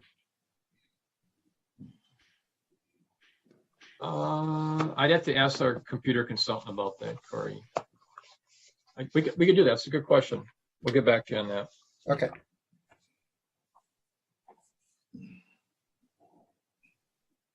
Anyone else? Questions, comments? All right, then we will keep going. Item number 12. This is a review of the water and sewer budget. We have new sheets in our packet. Let's see here. Okay, so item A is pages 91 through 100A, and that is the water budget. We have some highlights here. The village water utility was reclassified from a Class C utility to a Class AB utility by the Public Service Commission in 2018. This occurred due to the utility having more than 400,000 reported customers. This is the 4th year of revenue for Lincoln Road water tower lease. $36,060 of other non-operating income is based on an estimated 30 new homes multiplied by new $1,202 water impact fee. And then we'll have a review of the updated water capital budget. So, Jeff, anything you want to hit in here? So, right, obviously, the village owns and operates our own water utility. So we have two separate utilities, a water utility and a sewer utility. They are separate from the general fund, and they are funded entirely from revenue that we receive through the billing for the water and sewer and impact fees. And so that's how these utilities work. So these are completely separate from the general fund. The capital water project or water budget for this next year, we're continuing to upgrade all of our meters and transponders. The transponders are the little heads that go on top of the meters and communicate with our meter reading device. We will probably start to roll out in the next year to 2 years more of a cellular based reading device, a reading program that will eventually allow residents to check their water use from anywhere, just like anything else that's connected over the web through Wi-Fi. But those, you'll see that we continue with the beacon upgrade for year number 3 on that. We've got some facility upgrade projects in the water wells at well 3, 4, and 5. A couple other things you'll see down there: a water leak correlator device. Several years ago, we purchased a very used but a very reasonable correlator. It's a correlator device that allows us to find leaks. You basically hook up a instrument at one, say a hydrant or a valve, and then hook it up at another hydrant and valve, and it uses extremely sophisticated type stuff to be able to communicate between those 2 points and can identify leaks sometimes within 3 to 5 inches, which is a huge advantage when you're digging up asphalt and roadways in the middle of the night and that type of thing. We've had really good luck with the used one, although we've used it to the point where we can't get parts or anything more for it, even off of eBay and the internet. So things how we've had success with that device. We're looking at purchasing a full device, a brand new device for this next year that'll last for many years. Our projects this next year: engineering on North Main Street, we are working on that project, joint project with the county, will involve a water main replacement. That is some of the outdated and older line that has not been replaced on North Main Street will be done. So you see those are some pretty big expenses there. And then our plan is to start drilling well number 6, which is over in the west side, over in the Highlands of Netherwood subdivision over there, actually in a phase that hasn't even been started yet, but we already have the dedicated land for that. And then under our operating budget, one of the things I just want to bring to light, this is something I had on last year's budget, and I've tasked our water guys to get this done this next year. But basically we're going to go out for some bids from probably 2 painting companies that'll come in and start to paint and refresh hydrants in our village. You've driven around, you see some of our hydrants are severely faded, almost even yellowed. And so what this does is this comes along and it's for about $150 a hydrant. They will sandblast the hydrant and they put on an epoxy paint, which I've been told is much, much stronger and lasts longer than, say, sending some summer kids out to paint all summer and just paint the hydrants. So that kind of is the capital highlights of the capital budget. Our operating budget is pretty straightforward. I mean, what we will be looking at this next year, we have not done a rate increase for many, many years. Lisa, do you remember? It was even before you, wasn't it? It was before me. Yeah. And that's over 10 years almost. 8. So I think the last one was done in about maybe 2011. I think it's 2011. Yeah. Yeah. So it's time that we start looking at our rates. We've operated with a very good reserve because honestly, my staff does a phenomenal job in maintaining the wells and the water system, but we are at a point where we really should be evaluating our rates. And you'll notice that in the sewer side too, as we'll be evaluating the rates too there, just to be able to accommodate the future project. But other than that, we operate every year with a nice reserve and within the budget. And this is always kind of our best estimate of where the funds will be needed for this next year. But I'm willing to answer any questions you would have on the water. And then Jeff, you want to just want to mention that the updated capital sheets for both water and sewer are updated just to show. Oh yeah, that's what I was going off of. Yeah. Yeah, I'm sorry. Yeah. Go ahead. Just say that we did that to show that, for example, like the engineering for North Main Street, we're actually showing that coming out of fund balance versus borrowing for that next year, as an example. Correct. That's correct. a bold print. Yeah. Yeah, and some of that some of that was previously borrowed and everything. So, yep. Any questions? Go ahead, sorry. I'm saying questions on item 12A for Jeff. If no questions, I'd entertain a motion to approve item 12A. Oh, sorry. So a motion by Jacobson, second by Peterson. Any further discussion? All those say aye. Aye. Aye. Opposed? Thank you. Motion carries. All right, now go on to sewer. So this is item C. Now we are going to pages 101 through 106A. I'm going to read the highlights here for the public watching. $200,000 of other non-operating income is based on an estimated 30 new homes, multiplied by the current $2,500 sewer connection fee. We have a review of the updated sewer capital budget, including future upgrades to the wastewater treatment plant. And a note, in 2020, the village board adopted the facilities planning study for the wastewater treatment plant, which includes preparing 20-year design projections and evaluating the existing facilities and costs of upgrades required for the continuing treatment of wastewater in the future. All right, Jeff. Okay, so again, with our our sewer utility fully supported by fees collected through the sewer use and impact or connection fees and everything. I'll go over kind of our capital sewer budget, which again is like Mike mentioned is updated on this green sheet. I don't believe any of the we didn't change any of the numbers here. It's just changed from the one item that said borrowing plus fund balance. But we continue to seek support for the infiltration and inflow, the I&I elimination program. That's an ongoing project right now, but we hope to be able to continue to do more of that work every year. And that will, the goal of that is to reduce excess water that is not sanitary water. It's usually leaks, it's usually leaky manholes, it's other kind of cracked pipes and that type of thing. If we can eliminate those sources, or at least a large portion of those sources, we actually build capacity at our plant, hydraulic capacity at our plant, because that's not fresh water that would then be going through our plant and pumps and treatment system. So that's in there. We have the blower upgrade project, which is a $1.6 million project that's underway, and that'll be a big one this next year. That's all coming out of fund balance and our equipment replacement fund.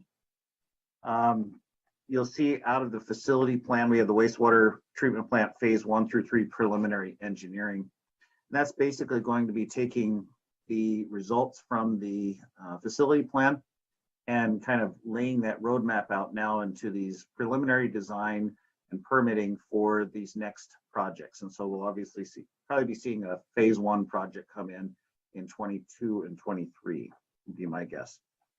You see some sewer construction. That's usually repair or replacement of sewers on North Main as we're going to be rebuilding that roadway. A new mower for the wastewater treatment plant. It's been a while since we got that one, and so we'll be trading in the existing mower. And that mower also helps out in the park and other areas around the wastewater treatment plant. And then I always highlight this down into the operating sewer budget. We have an MMSD payment for adaptive management. And I want to remind the village board, and Luke, if you're as obvious first year on this, so the village participates in a program called Yahara Wins, and it's Watershed Information Network. I knew I wouldn't remember that, but Yahara Wins. Basically, it's called adaptive management, and the problem in our lakes and lake system is phosphorus. And the high level of phosphorus that comes from fertilizer, from manure, from agricultural fields, and comes from our wastewater treatment plants causes these large algae blooms. We have a lot of historical, what they call legacy phosphorus in our lakes and streams. And so DNR is stepping in and basically really ratcheting down the phosphorus limits. And about, 5-10 years ago, a group started with Madison Met as the head that kind of said the best way to reduce phosphorus in our system is to reduce it at the source rather than try to remove it at the plants with costly upgrades. And so this program that we are part of, that we signed an agreement to be on with and support, basically we rent space. We work with farmers, we work with other entities to reduce phosphorus going into the lake and stream system from other sources.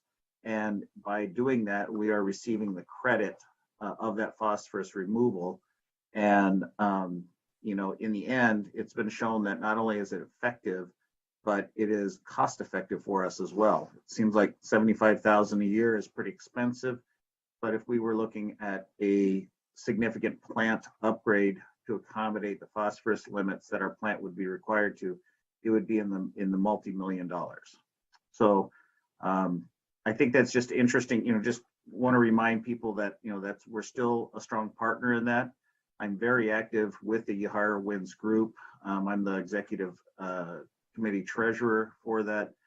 So I play a very active role in the budgeting and the management of that group. So I think it's still a very important investment for the village. So are there any questions on the adaptive management? And I know I've brought reports back before you and that type of thing in the past. Super. Okay. So that's our capital budget. Our wastewater budget, again, kind of like the water budget. We are making our best estimate on where the expenses are going to be. Sometimes we're a little more in treatment expenses. Sometimes we're a little more in electricity versus repairs, say, out of the wastewater pumping stations. But in the end, I know Lisa does a great job of balancing it out at the end of the year, just to make sure that we're good. But again, we'll be looking at, part of the facility plan recommendation was to look at a rate case analysis, and that'll probably be happening in 2021. All right, thank you. Now I'll breathe. Good job, Jeff. I'll take a breath. Questions about items or pages 101 through 106A? Anything in item 12C for Jeff, the sewer budget? If not, I would entertain a motion then to approve sewer budget item 12C. I'll go move that. Thank you. Peterson will second. Second by Peterson. Thank you. Any further discussion? All those in favor say aye. Aye. Aye. Opposed? Motion carries. Thank you. Thank you. All right. Number 13. This is discussion and possible action regarding approving the 2021 preliminary budget with changes, including the proposed tax levy and the revised budget amendment number 1, and setting November 16th, 2020 as a public hearing date. Did I get everything in there, Mike? And Jeannie, could we just add to the motion and including the revised budget amendment number 1 that the board approved tonight? That way, we're telling the public all the changes are in the draft budget. Okay. Candy, do you have that motion? Okay. Would someone be willing to make that motion tonight? All right, we have a motion by Peterson, second by Jacobson. All right. Any questions, comments? All those in favor say aye. Aye. Opposed? Motion carries. All right, and this is the best agenda item ever. No need for the October 21st budget meeting. Yay. Woo-hoo. I would like to point out that is because we have an amazing staff that,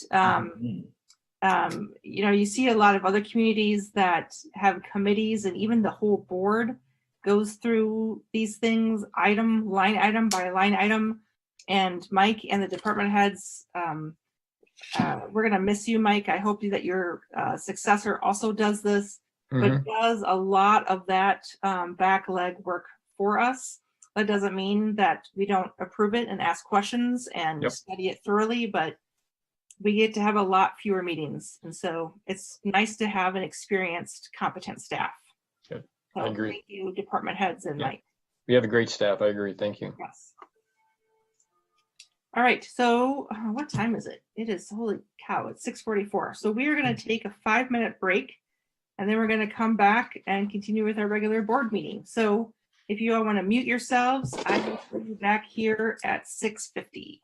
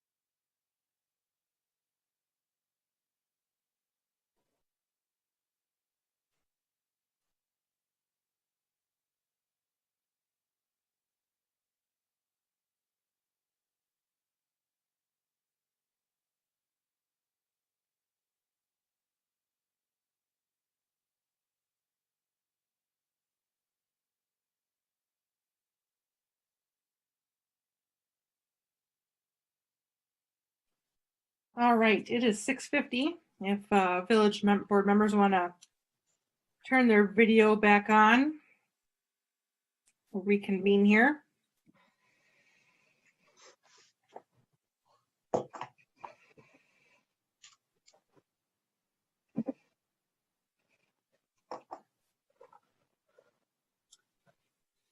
All right, so we will continue on with item 15. This is a public appearance. Item A, discussion and possible action regarding Lakestone TIF request for Janesville Street Affordable Housing Project. We have a possible motion to forward the TIF request to Ehlers, who is our village financial consultant for review and analysis. Before we get to that, I think maybe we'll have staff introduce this, and then we'll hear from, looks like both Brian and Brett are both on the call. Mike, anything you want to do to introduce this topic? I think the board's aware of this housing project that Lakestone is doing on Janesville Street. That was actually part of the comprehensive plan amendments, and this is a pretty normal process we're going through. They're asking, this is in TID 4, which is on the southeast side of the village. And they're asking for TIF assistance. And this is very common where the board has an initial discussion with the developer or petitioner about their TIF request, and then we send it to Ehlers, our financial consultant, for their review. All right. So Brett and Brian, I'll give you guys the floor if you want to kind of walk us through it a little bit.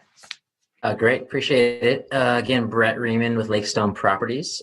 Just to get you guys up to speed on the background of things that we've been working on, we have closed on the land. We did that at the end of September, so we are in control of the land, so that's good news. We did submit all of our documents for GDP review for the November meeting, so that will be, I think we submitted those documents last week, so that's in process. As a reminder, our current GDP proposal, the site plan has 3 buildings on there, a total of 153 units. Right now, the goal is still 100% affordable. One of those buildings being age restricted at 55 and older, and the other 2 buildings would not be age restricted.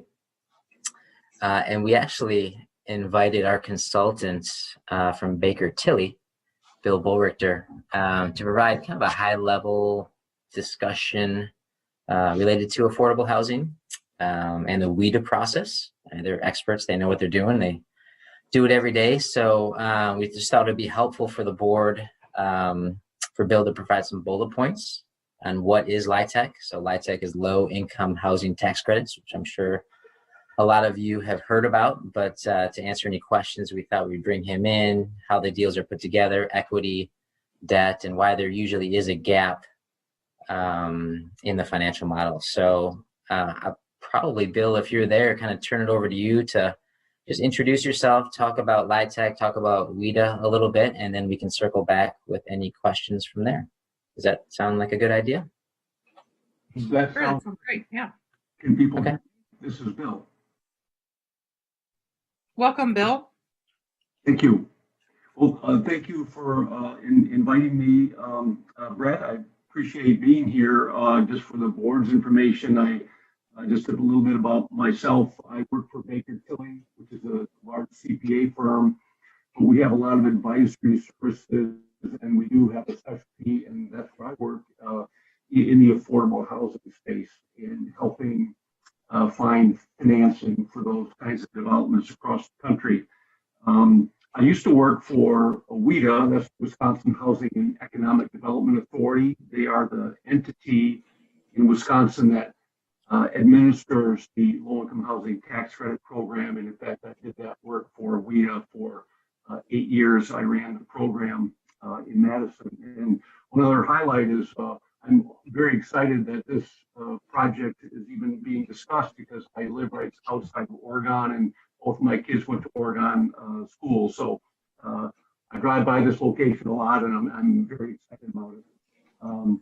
So kind of back to what Brett introduced, I'll just give you maybe just a high level taste of the low-income housing tax credit program and maybe the steps and timing, and you can certainly ask questions. So The tax credit program is really a U.S. Treasury program. It's been around since '86.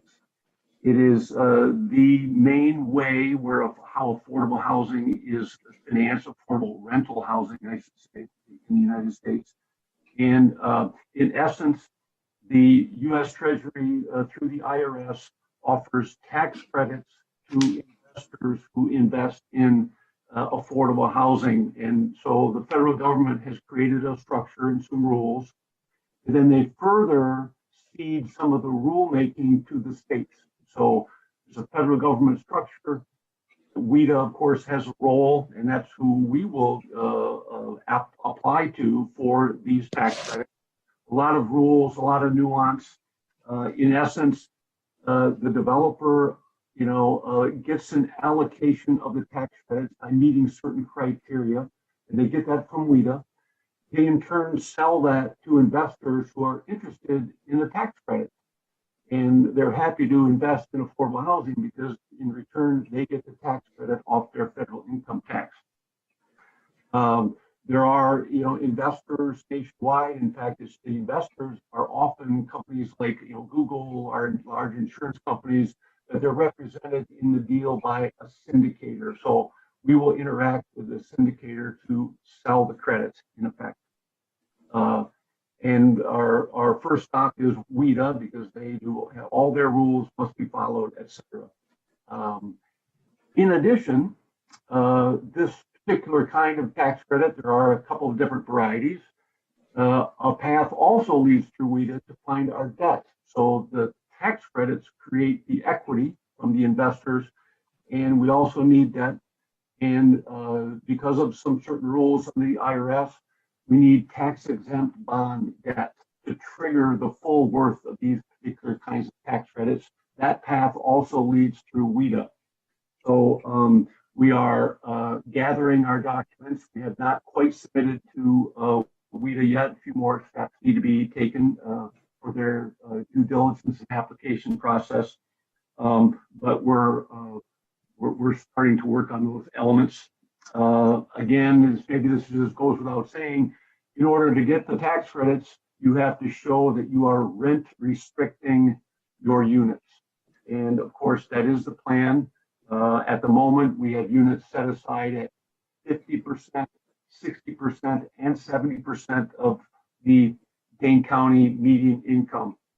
And so there is a rent restriction involved, which if you restrict your rents, restrict your income, and that does, of course, impact the amount of debt that you can carry. So all of these things come into play. The last thing I should maybe mention is the IRS and WIDA, and in fact, you could say the investors basically all demand that the development, walk and talk and look like a market rate development. No one wants a poorly designed, poorly developed affordable housing development. The only difference between this market rate deal will be the rent structure. So maybe with that, I'll take questions if you have any. Just want to give you a sense for the path and the timing. Thank you for that, Bill. That was very good. Questions for Bill? We could have you gentlemen want to keep going ahead here. I think we're probably continuing to listen.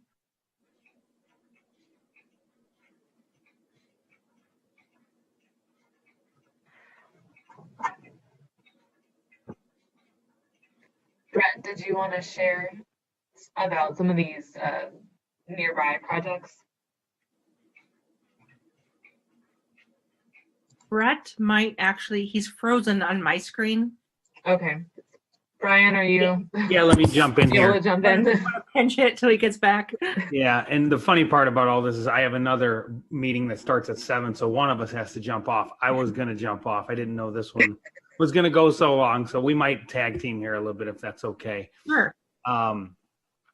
Yeah, Bill did a real good job of giving us some examples. I don't know, at least if you had a chance to share those with staff, but obviously this is a large TIF ask. It's to be perfectly honest, it's larger than we've ever asked for before. And we're working off the model and we're working backwards to try to get this to work. And as we look at the numbers and try to understand, what is in line, Bill was able to share some additional projects that they've been involved with. And it broke it down by a per unit and an overall project cost and the TIF assistance. And after seeing that personally, it gave me some assurance that, we are in line. We're being, we're seeing a lot of hurdles that maybe a typical development wouldn't have with the pandemic.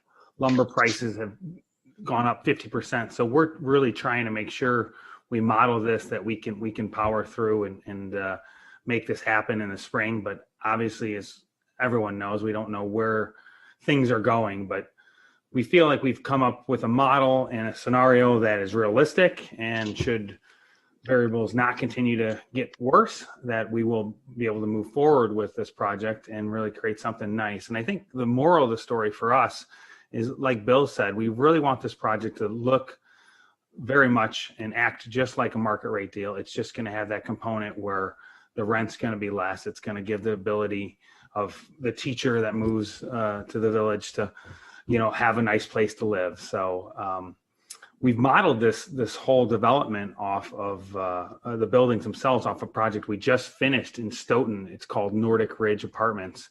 2 of the buildings will be identical to that. That's a market rate subdivision, a market rate development in the Prada Home subdivision. So again, we're really trying to put the quality and the finish and really make this project look and be something that we're proud of to develop. So with all those components, that's how we've come up to this TIF request, the number that we need to make it work. So jumped around a little bit there, but hopefully that gives you a little more background on how we're looking at this development, how we're trying to get it to work with all the obstacles we have in front of us.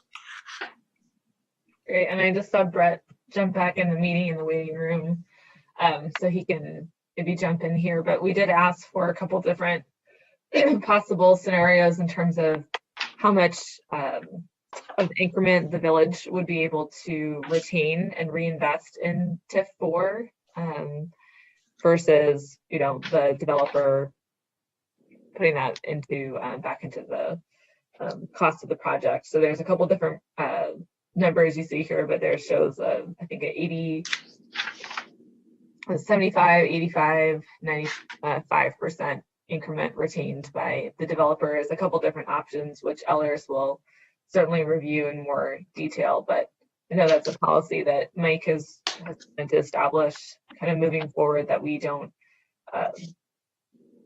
give back all of the increment, pay back all the increment to the developer, but retain some of that for infrastructure improvements in the TID. At least I'm going to jump out and let Brett take over from here. Brett, I filled him in real quickly kind of on the finish of the building and some of the other amenities, but I did tell him I had another meeting to jump on, another Zoom meeting at 7 for a different talent. So thank you. Thanks, Brian. Appreciate it. Sorry about that. That's right. And Brett, he did go over some of the nearby Dane County projects and just sort of how this falls in line with, TIF request cost per unit, overall percent of the project. Great.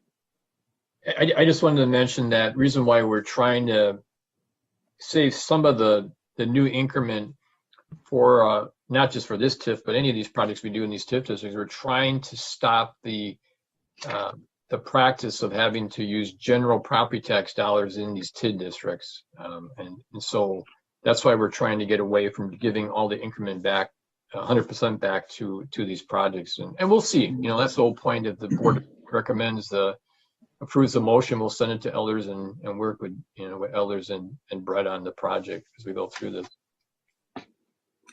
Yes, Jerry, do you have a question? Yeah, I have a question. Actually, it's a question for Mike first. Mike, have we ever used TIF assistance for a project like this before? Have we ever had one? A housing project or affordable housing project? One like this. Well, I mean, we TIF Jefferson Crossing But Okay. this is our first major affordable housing project in the village. That's And- what I thought. I just and this wanted to is- confirm that. I mean, well, maybe it was before I got here, but since I've been here, this is the first time we've done it since I've been here. And I mean, I'll tell you, and this is what some people would say a redevelopment TIF district is for, is to do this type of housing. So it's a great project, in the TIF district. Mhm. And there's no way using PAYGO for TIF assistance that it would work. The numbers would work, right? That is correct. Yeah. Okay. All right. And I guess with that, I'll be anxious to see what Ellers responds with. Yep. After their analysis. Thank you for providing that. I don't know, Elise, if you can go back to the sheet where it compares, with that one. That's the sheet. Brett, did you guys put this together? Actually, Bill with Baker Tilly shared it with us from his, his team and what they've worked on in the past. Yeah, so this spreadsheet is, I think, super fascinating to me of how much a community has to invest in an affordable housing project for a developer to even think about making any money on it. Because let's face it, developers do these projects to make money. They're not in it for charity. We don't expect them to not make money. And so those TIF numbers, Brett or Brian, I can't remember who said it. You're right. We've never given a TIF that high. But this spreadsheet, it's very eye-opening to me. So I just want to thank you for doing that, because it puts things into perspective a little bit of what a community needs to do if they're committed to bringing affordable housing. So thank you for that. Yeah, you bet. No, it helped us too, just understand. And, as we were working through the numbers with Bill and Baker Tilly, and he told us what we needed to do, it was, the number kept getting higher and higher. So it was helpful for us to see this to make sure we're not, overstepping our bounds or asking for something that's not reasonable. And I also want to commend you guys, Lakestone, for jumping into the affordable housing development arena. It is so board members, a lot of you know this because we've been working on affordable housing for a while, but this is not an easy arena to work in. It is super complicated. There's a reason that the developers have a consultant on the call tonight. I'm not smart enough to figure it out, but I'm glad that you guys are spending the time and the money on your own end to figure it out. I want to commend you for that, because it's not, I guess I want to say there are easier ways to make money. So I want to commend you for kind of going down this path, because you guys know, at least to me, how important affordable housing is to getting to Oregon. And I would venture to say that a majority of the board also feels that way. So I'm anxious to see if we can get these numbers to work with Ehlers as well. Board members, yeah, Amanda. I just wanted to also thank you for continuing to work on this during this pandemic and economic downturn. We have such a need for affordable housing in Oregon, and there is some uncertainty in a lot of things. The prices are all wonky, and it's. I think if we're going to be coming out of this, when we come out of it, it'll be nice to know that projects are continuing and that we will have affordable housing soon in Oregon for people, despite what is going on in the world. So I appreciate that. Thank you. Corey, yes.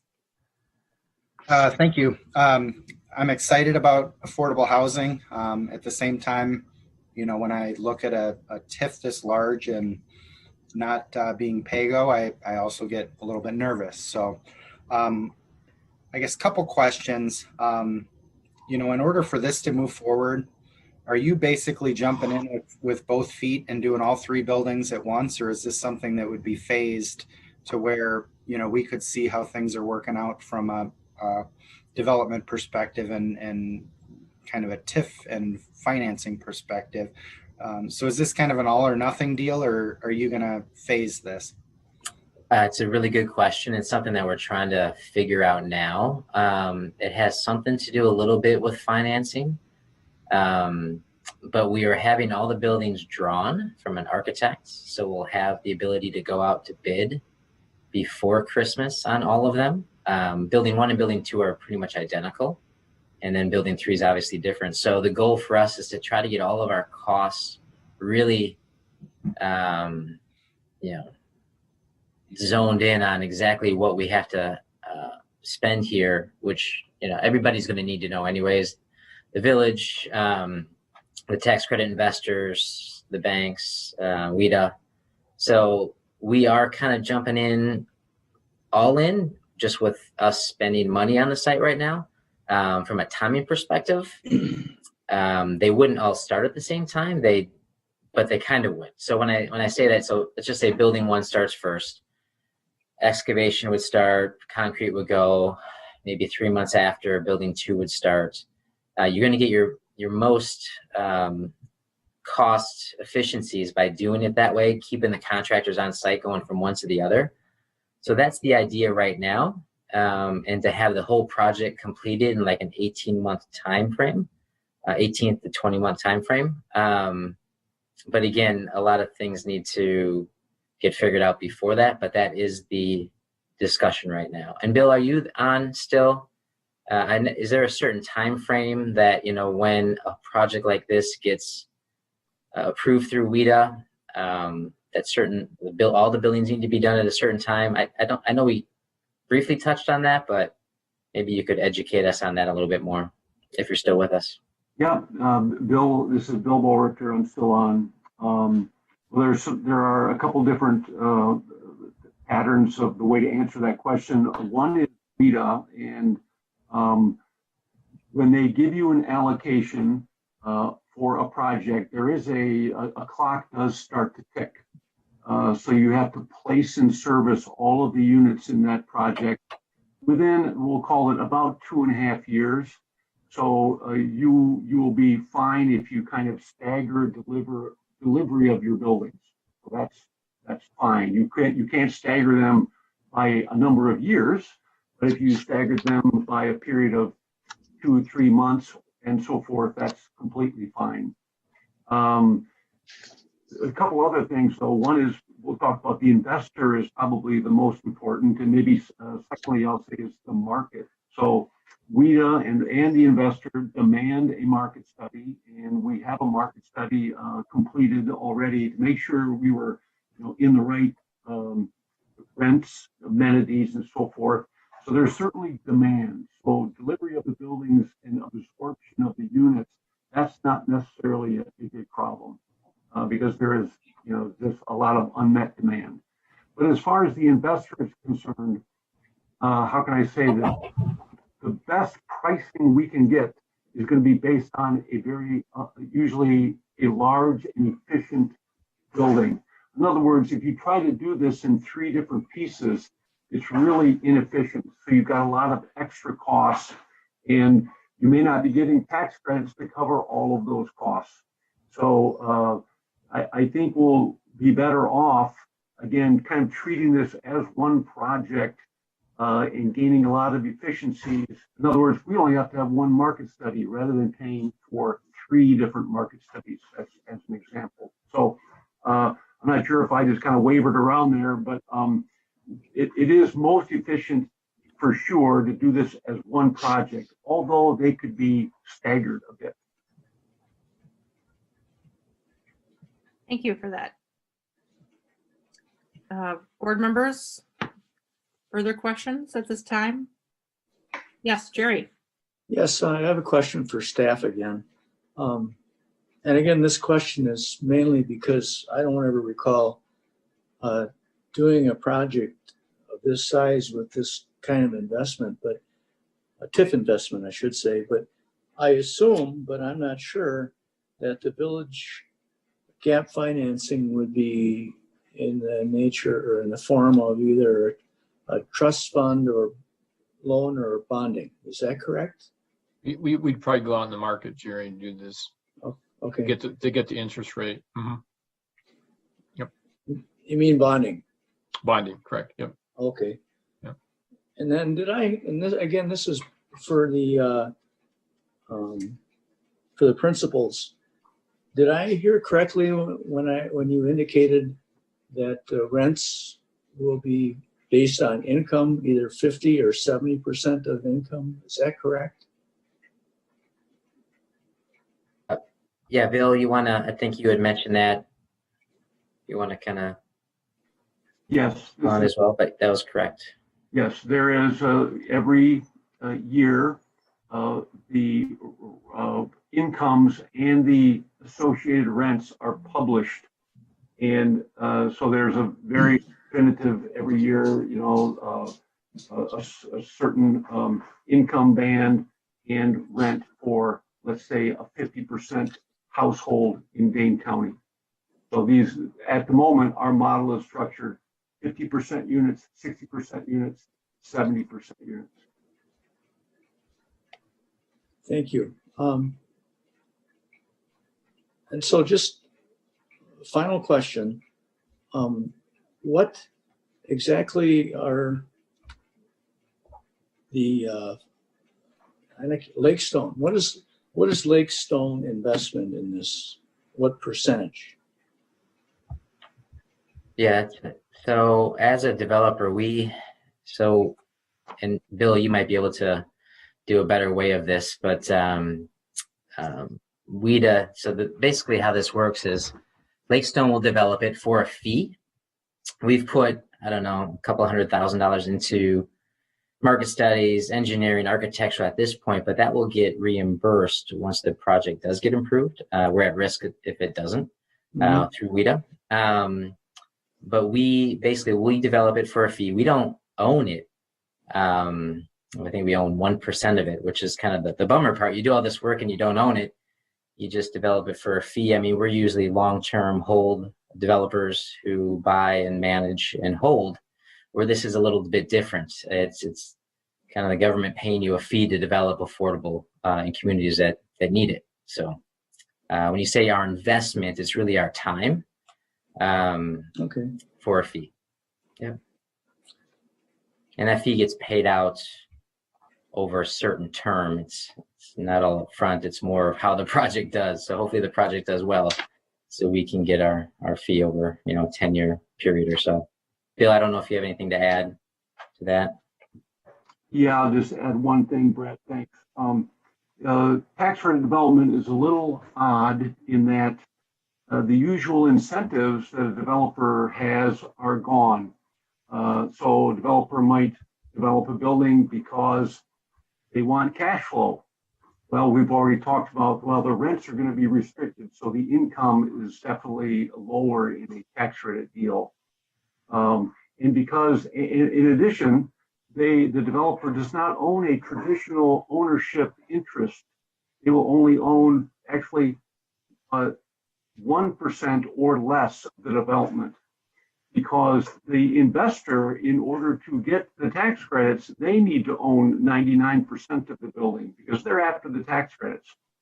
So, another reason a developer might do a development is to get the depreciation, so some of the tax benefits. So tax benefits are gone.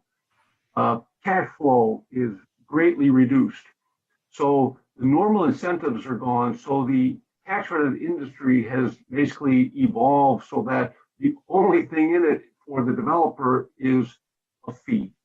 They make a fee. And in exchange for the fee, they get to make all the financial guarantees to WIDA, to the investor, to the banks. They have to put the whole deal together, and then eventually they'll get paid if things go well. So they have to perform. If they perform, they will get paid. So it's a little unusual. Yes, it is. So I'll ask one final question. And this question is only related to the fact that this board, the village board, acts as a fiduciary for the village. And we're going to give almost $3 million to this project. And, rightfully so. But what security do we have that we won't lose the money that the residents have at stake here? Bill, yeah, I mean, can you comment on that one too? Just the way the loans are structured. You had mentioned that we're on as guarantee, but from an overview standpoint, that would probably be helpful. Yeah, the tax developers have to provide lots of guarantees. In addition, they usually have to put up either letters of credit or performance bonds in order to make sure that construction is complete. In addition, they're not getting paid upfront, maybe a little bit, because they've invested so much. They are going to get reimbursed for what they've submitted if the deal closes. The developer fee that they have earned is held back until the project is developed. So rarely, I can't really think of one. I've probably worked on 300 deals over the years. I cannot think of a tax credit development that received tax credits that wasn't completed. Because if you complete it, and I'm thinking from the investor standpoint, right? They've got the most money at stake. They're putting lots of cash equity into the deal, and then there will be a construction loan as well. But that money is lost unless the building is completed, unless there is a CO. So there are, in addition, again, how the industry has evolved, there are lots of reserves. So again, there's lots of belts and suspenders on this deal. So my feeling is I've never seen a tax credit development get an allocation from WIDA. Okay, here are your tax credits, go build it, and not get built. There's too much incentive and again, belts and suspenders all the way around. So I don't know how to answer it other than I've never seen one not built. Yeah, and that actually was not my question. My question is, if we put in $2.7 million into this project, what security do we have for the residents of the village? Will we get a performance bond, or what will we get to secure that 2.7 mil? Matt, are you still on? Is that tied to the land?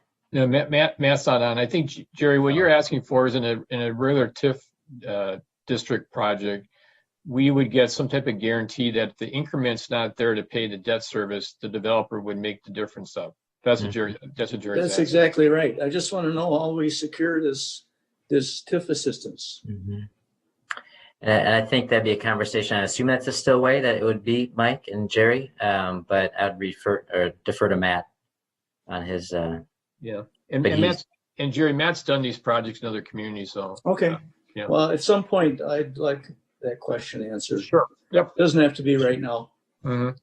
I mean, I'm very interested in this project. It's a project that is much needed in the community.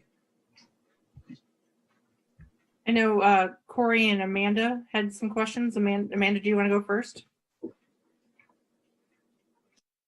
So I'm curious. I guess I always figured that Lakestone would end up owning it.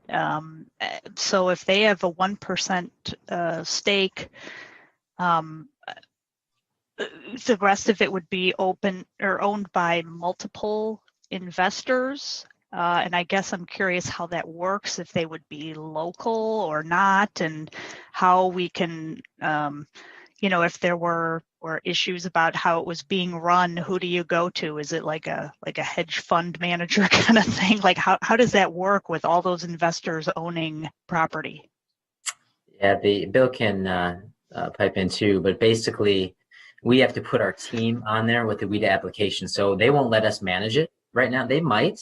But since we don't have affordable housing management experience, again, when Bill talks about a lot of belts and suspenders, WIDA really wants to make sure this thing is built the right way and manage the right way. So they've asked us to put on who is our team. We're deciding between a couple of different local management companies that specialize in managing affordable housing communities. So we're still going to be part of it. We're still going to be part of it in terms of making sure it's run the right way, because our investment from a payback over the years are we have a vested interest in. So if one management company is not up to our standards, we will move on to a different management company that we are happy with. So I think the two that we're down to though right now are very good, and they have multiple, hundreds of units that they manage in Dane County for affordable. Does that help, Amanda? Yeah, somewhat. For the investors I don't think the tax credit investors don't really get involved in those decisions, but maybe Bill, can you maybe provide some feedback on that? That's a really good question. So there would be one investor, and we would find that it's really going to be a fund, but it's one investor. And how this always gets done is a partnership will be created to own the development. And Brett and Brian will be the general partner of that partnership. And the other entity will be the limited partner. And there will be a 120-page operating agreement that governs the operation of the partnership. And all roads lead through, all the decision-making is done by Brian and Brett, because they are providing the financial guarantees. So there's huge incentive for them to oversee the property management company who will be doing the WIDA compliance. Now that's very important. You can't have people moving into these low-income units that don't qualify, right? WIDA checks up, WIDA does file checks, they do physical inspections, as will actually the investor. The investor will also have a asset management arm, and but really all roads will lead through the general partner, which is Brett and Brian. Awesome. Okay, I like that answer. Good. Thank you. Corey, did you have a question? Yes. Could you refresh my memory what the term is for how long these are locked into being affordable and being in the low income tax credit program? Yeah, this is Bill again. It's as usual would be, there's maybe not a super short answer. So the tax credit program has two 15-year periods, and WIDA basically forces developers to honor both 15 years. So it will be 30 years from the date of place in service that this will stay affordable. Under the land use restriction agreement, this is a document that WIDA produces based on the unit mix that Brian and Brett promised, and that is a recorded document. And that is what's going to be the guiding principle for the unit mix for 30 years.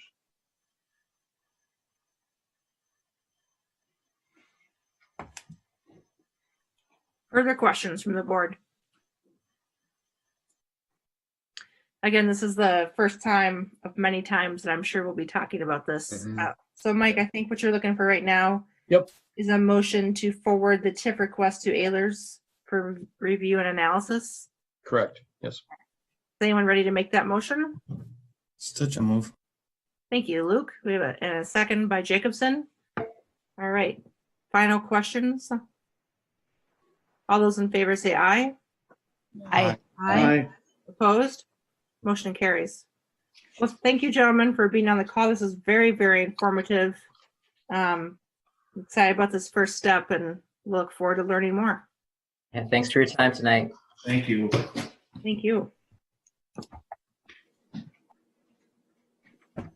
All right. Item 16, approval of minutes. So we have October 5th, 2020 board meeting and the October 12th, 2020 first budget and joint cable TV committee meeting.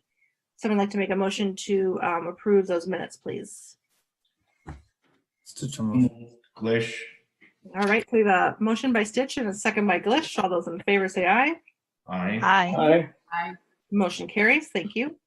Item 17. This is the approval of the October 19th, 2020 vouchers and follow up to invoice question from the October 5th board meeting.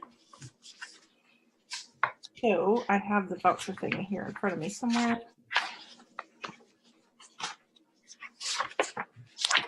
So tonight we have vouchers. Okay, I'm gonna have to look at the screen. What's the amount? In the amount of $503,938.75. Would someone like to make a motion to approve to get this on the table, please? I will move that for discussion. Peterson will second. All right, so we have a motion by Bollig and a second by Peterson. All right, questions? Yes, Bollig will have a couple of questions as usual. Number 12820 Baker Street Consulting, and that's fundraising for the library. $3,500 is what period? That's for September and October? Jerry, that's a 30-day billing cycle. Okay. So it overlaps between the 2 months. I don't remember the exact dates, but it's part of each of those months. Are you satisfied with their services? I'll let you know at the end of the year when we've raised our money or not. Okay, I'll wait till then. Okay, and then on 13053 Verisi Service and Repair, Squad 115, $4,200 expenditure for a new transmission. How many miles are on that vehicle? I don't know if Chief. Yes, Chief yep, so 115, it has a lot of miles on it, Okay, but they're so behind in building Ford squads right now Mhm. that we have to have it on the road. So we had to move forward with the transmission. okay. So it's just, the transmission just wore out. That's what. Yeah, I'm hearing. yeah, Okay. All these right. squads are taking a toll. Okay, that's all I cared about. That's all I have. All right. I saw someone else had a hand up, perhaps. Questions on vouchers? Mike, what was the follow-up to the invoice question from the October 5th board meeting? Jenny, do you want to answer that, please? I'm sorry, did you say it was me? Yeah, yes, Jenny, would you please? Yep, so we looked into that and the question had to do with some invoices for stair. So Squad 119 had a starter replaced for $392. Squad 121 had front brakes, pads, and rotors replaced for $466.13. And then Squad 118 had an electric fan motor replaced for $508.14. Thank you. Thank you, Chief. Further questions on vouchers for tonight? All right, then I would ask for a roll call vote, please. Tiff, Yes. Peterson, Yes. Jacobson, Yes. Horton, Yes. Glish, Yes. Carpenter, Yes. and Bollig. Yes. Thank you. All right, item 18, proclamations and announcements. Board comments. Anyone from the board have anything that they'd like to say right now? All right, then item B, we have an update regarding the leaf collection from Jeff Rao. Well, we started today. Today was the first day out officially collecting leaves. And this just goes to show you, I actually received 2 compliments today, one in person and one over a text/email, complimenting us on what a great job the leaf collection is going and how great it is to see the truck out there. So as you know, remember that was a new truck last year and it worked great and it's working great again this year. Just a reminder to anyone who might be out listening or tuning in, leaves should be piled in the terrace area between the sidewalk and the curb, not in the curb area. We don't want them in the curb in case a rainstorm comes along and starts washing them down into the storm sewers. We will continue to go around the village in kind of a counterclockwise fashion, Andy, do you think we'll be updating maps again this year? Yeah, actually, I gave maps to Gary today. Okay, great. So we'll periodically update the website, the village website, with maps to show where we were collecting on what days, and that gives you an idea of maybe where we might be next. But typically, we will keep going around the village until we either run out of leaves or the weather prevents us from picking them up. So, and then we ask people if they do pile leaves to try not to park cars in front of them, because we just can't get around parked vehicles like that. So I think that's about it for leaf collection. It's always nice to get compliments when it's regarding leaf collection. I know, exactly. Usually, like Mike said, what was the main source of complaints we received every year was surrounding leaf collection. Exactly. Yep. Yes. Yes. Residents want their water to come out of their spouts. They want their garbage picked up, and they want their leaves gone. Those are our main jobs as village board trustees. Yeah. And their drainage waste mowed. Correct. All right. Item C, staff comments. We have some upcoming virtual meetings. So we have no meeting on November 2nd because of the election. So we will have meetings on November 9th and the 16th. The 16th will be the budget public hearing.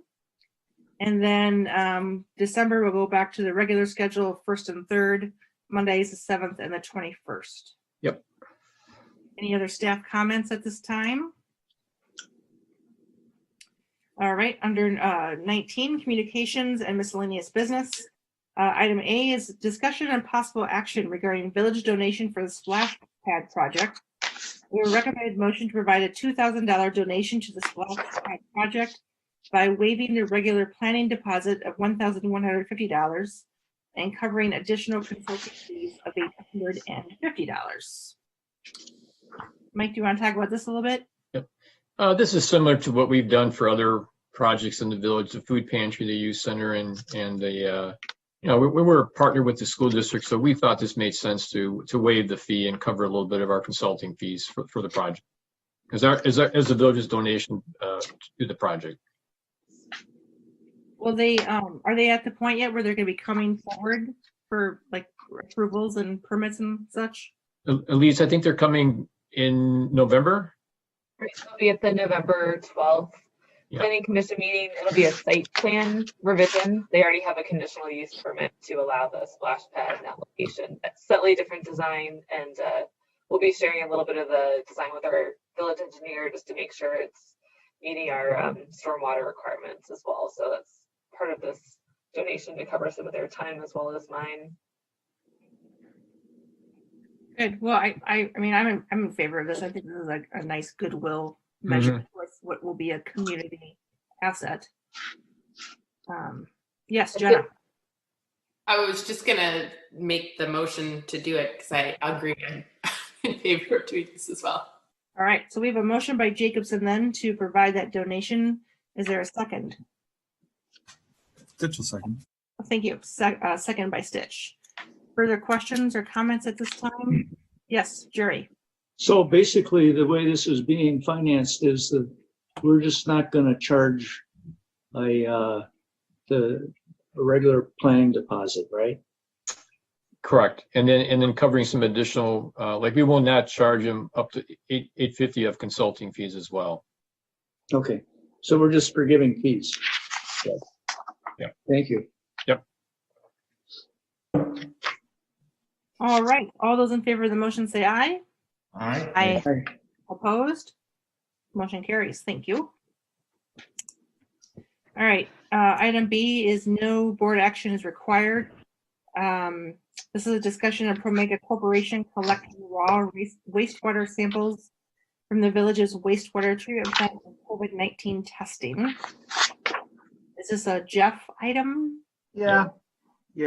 So we were approached, you see, back on October 7th by this individual with Promega. His name is Salhadjan Mandal.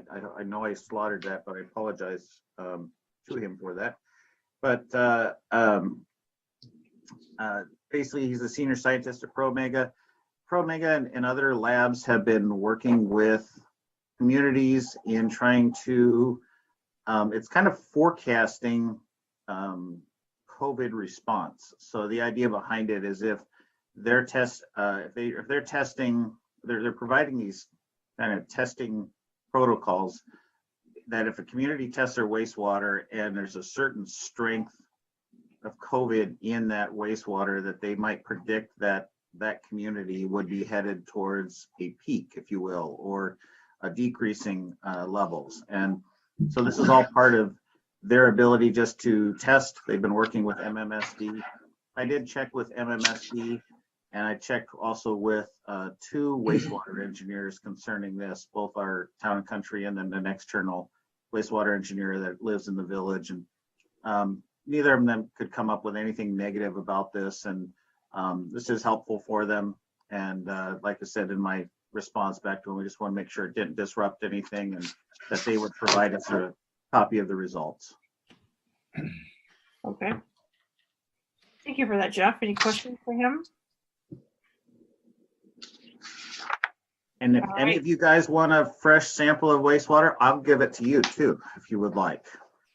Delivered right to your front doorstep in a mason jar. Okay, so Jeff, go eat a snack. Item C, discussion and possible action regarding the Department of Public Works files and self-storage rental agreement. We have a recommended motion to approve the month-to-month self-storage rental agreement as part of the wastewater treatment plant blower upgrade project. Would someone like to make this motion, please? Jacobson. Motion by Jacobson, second by Peterson. Thank you. All right, Jeff, you have a very well-written memo. Any questions on Jeff's memo on this one? All right, all those in favor say aye. Aye. Opposed? Thank you. Motion carries. All right, item D is review of investments, building permits, connection fees, and impact fees. All right.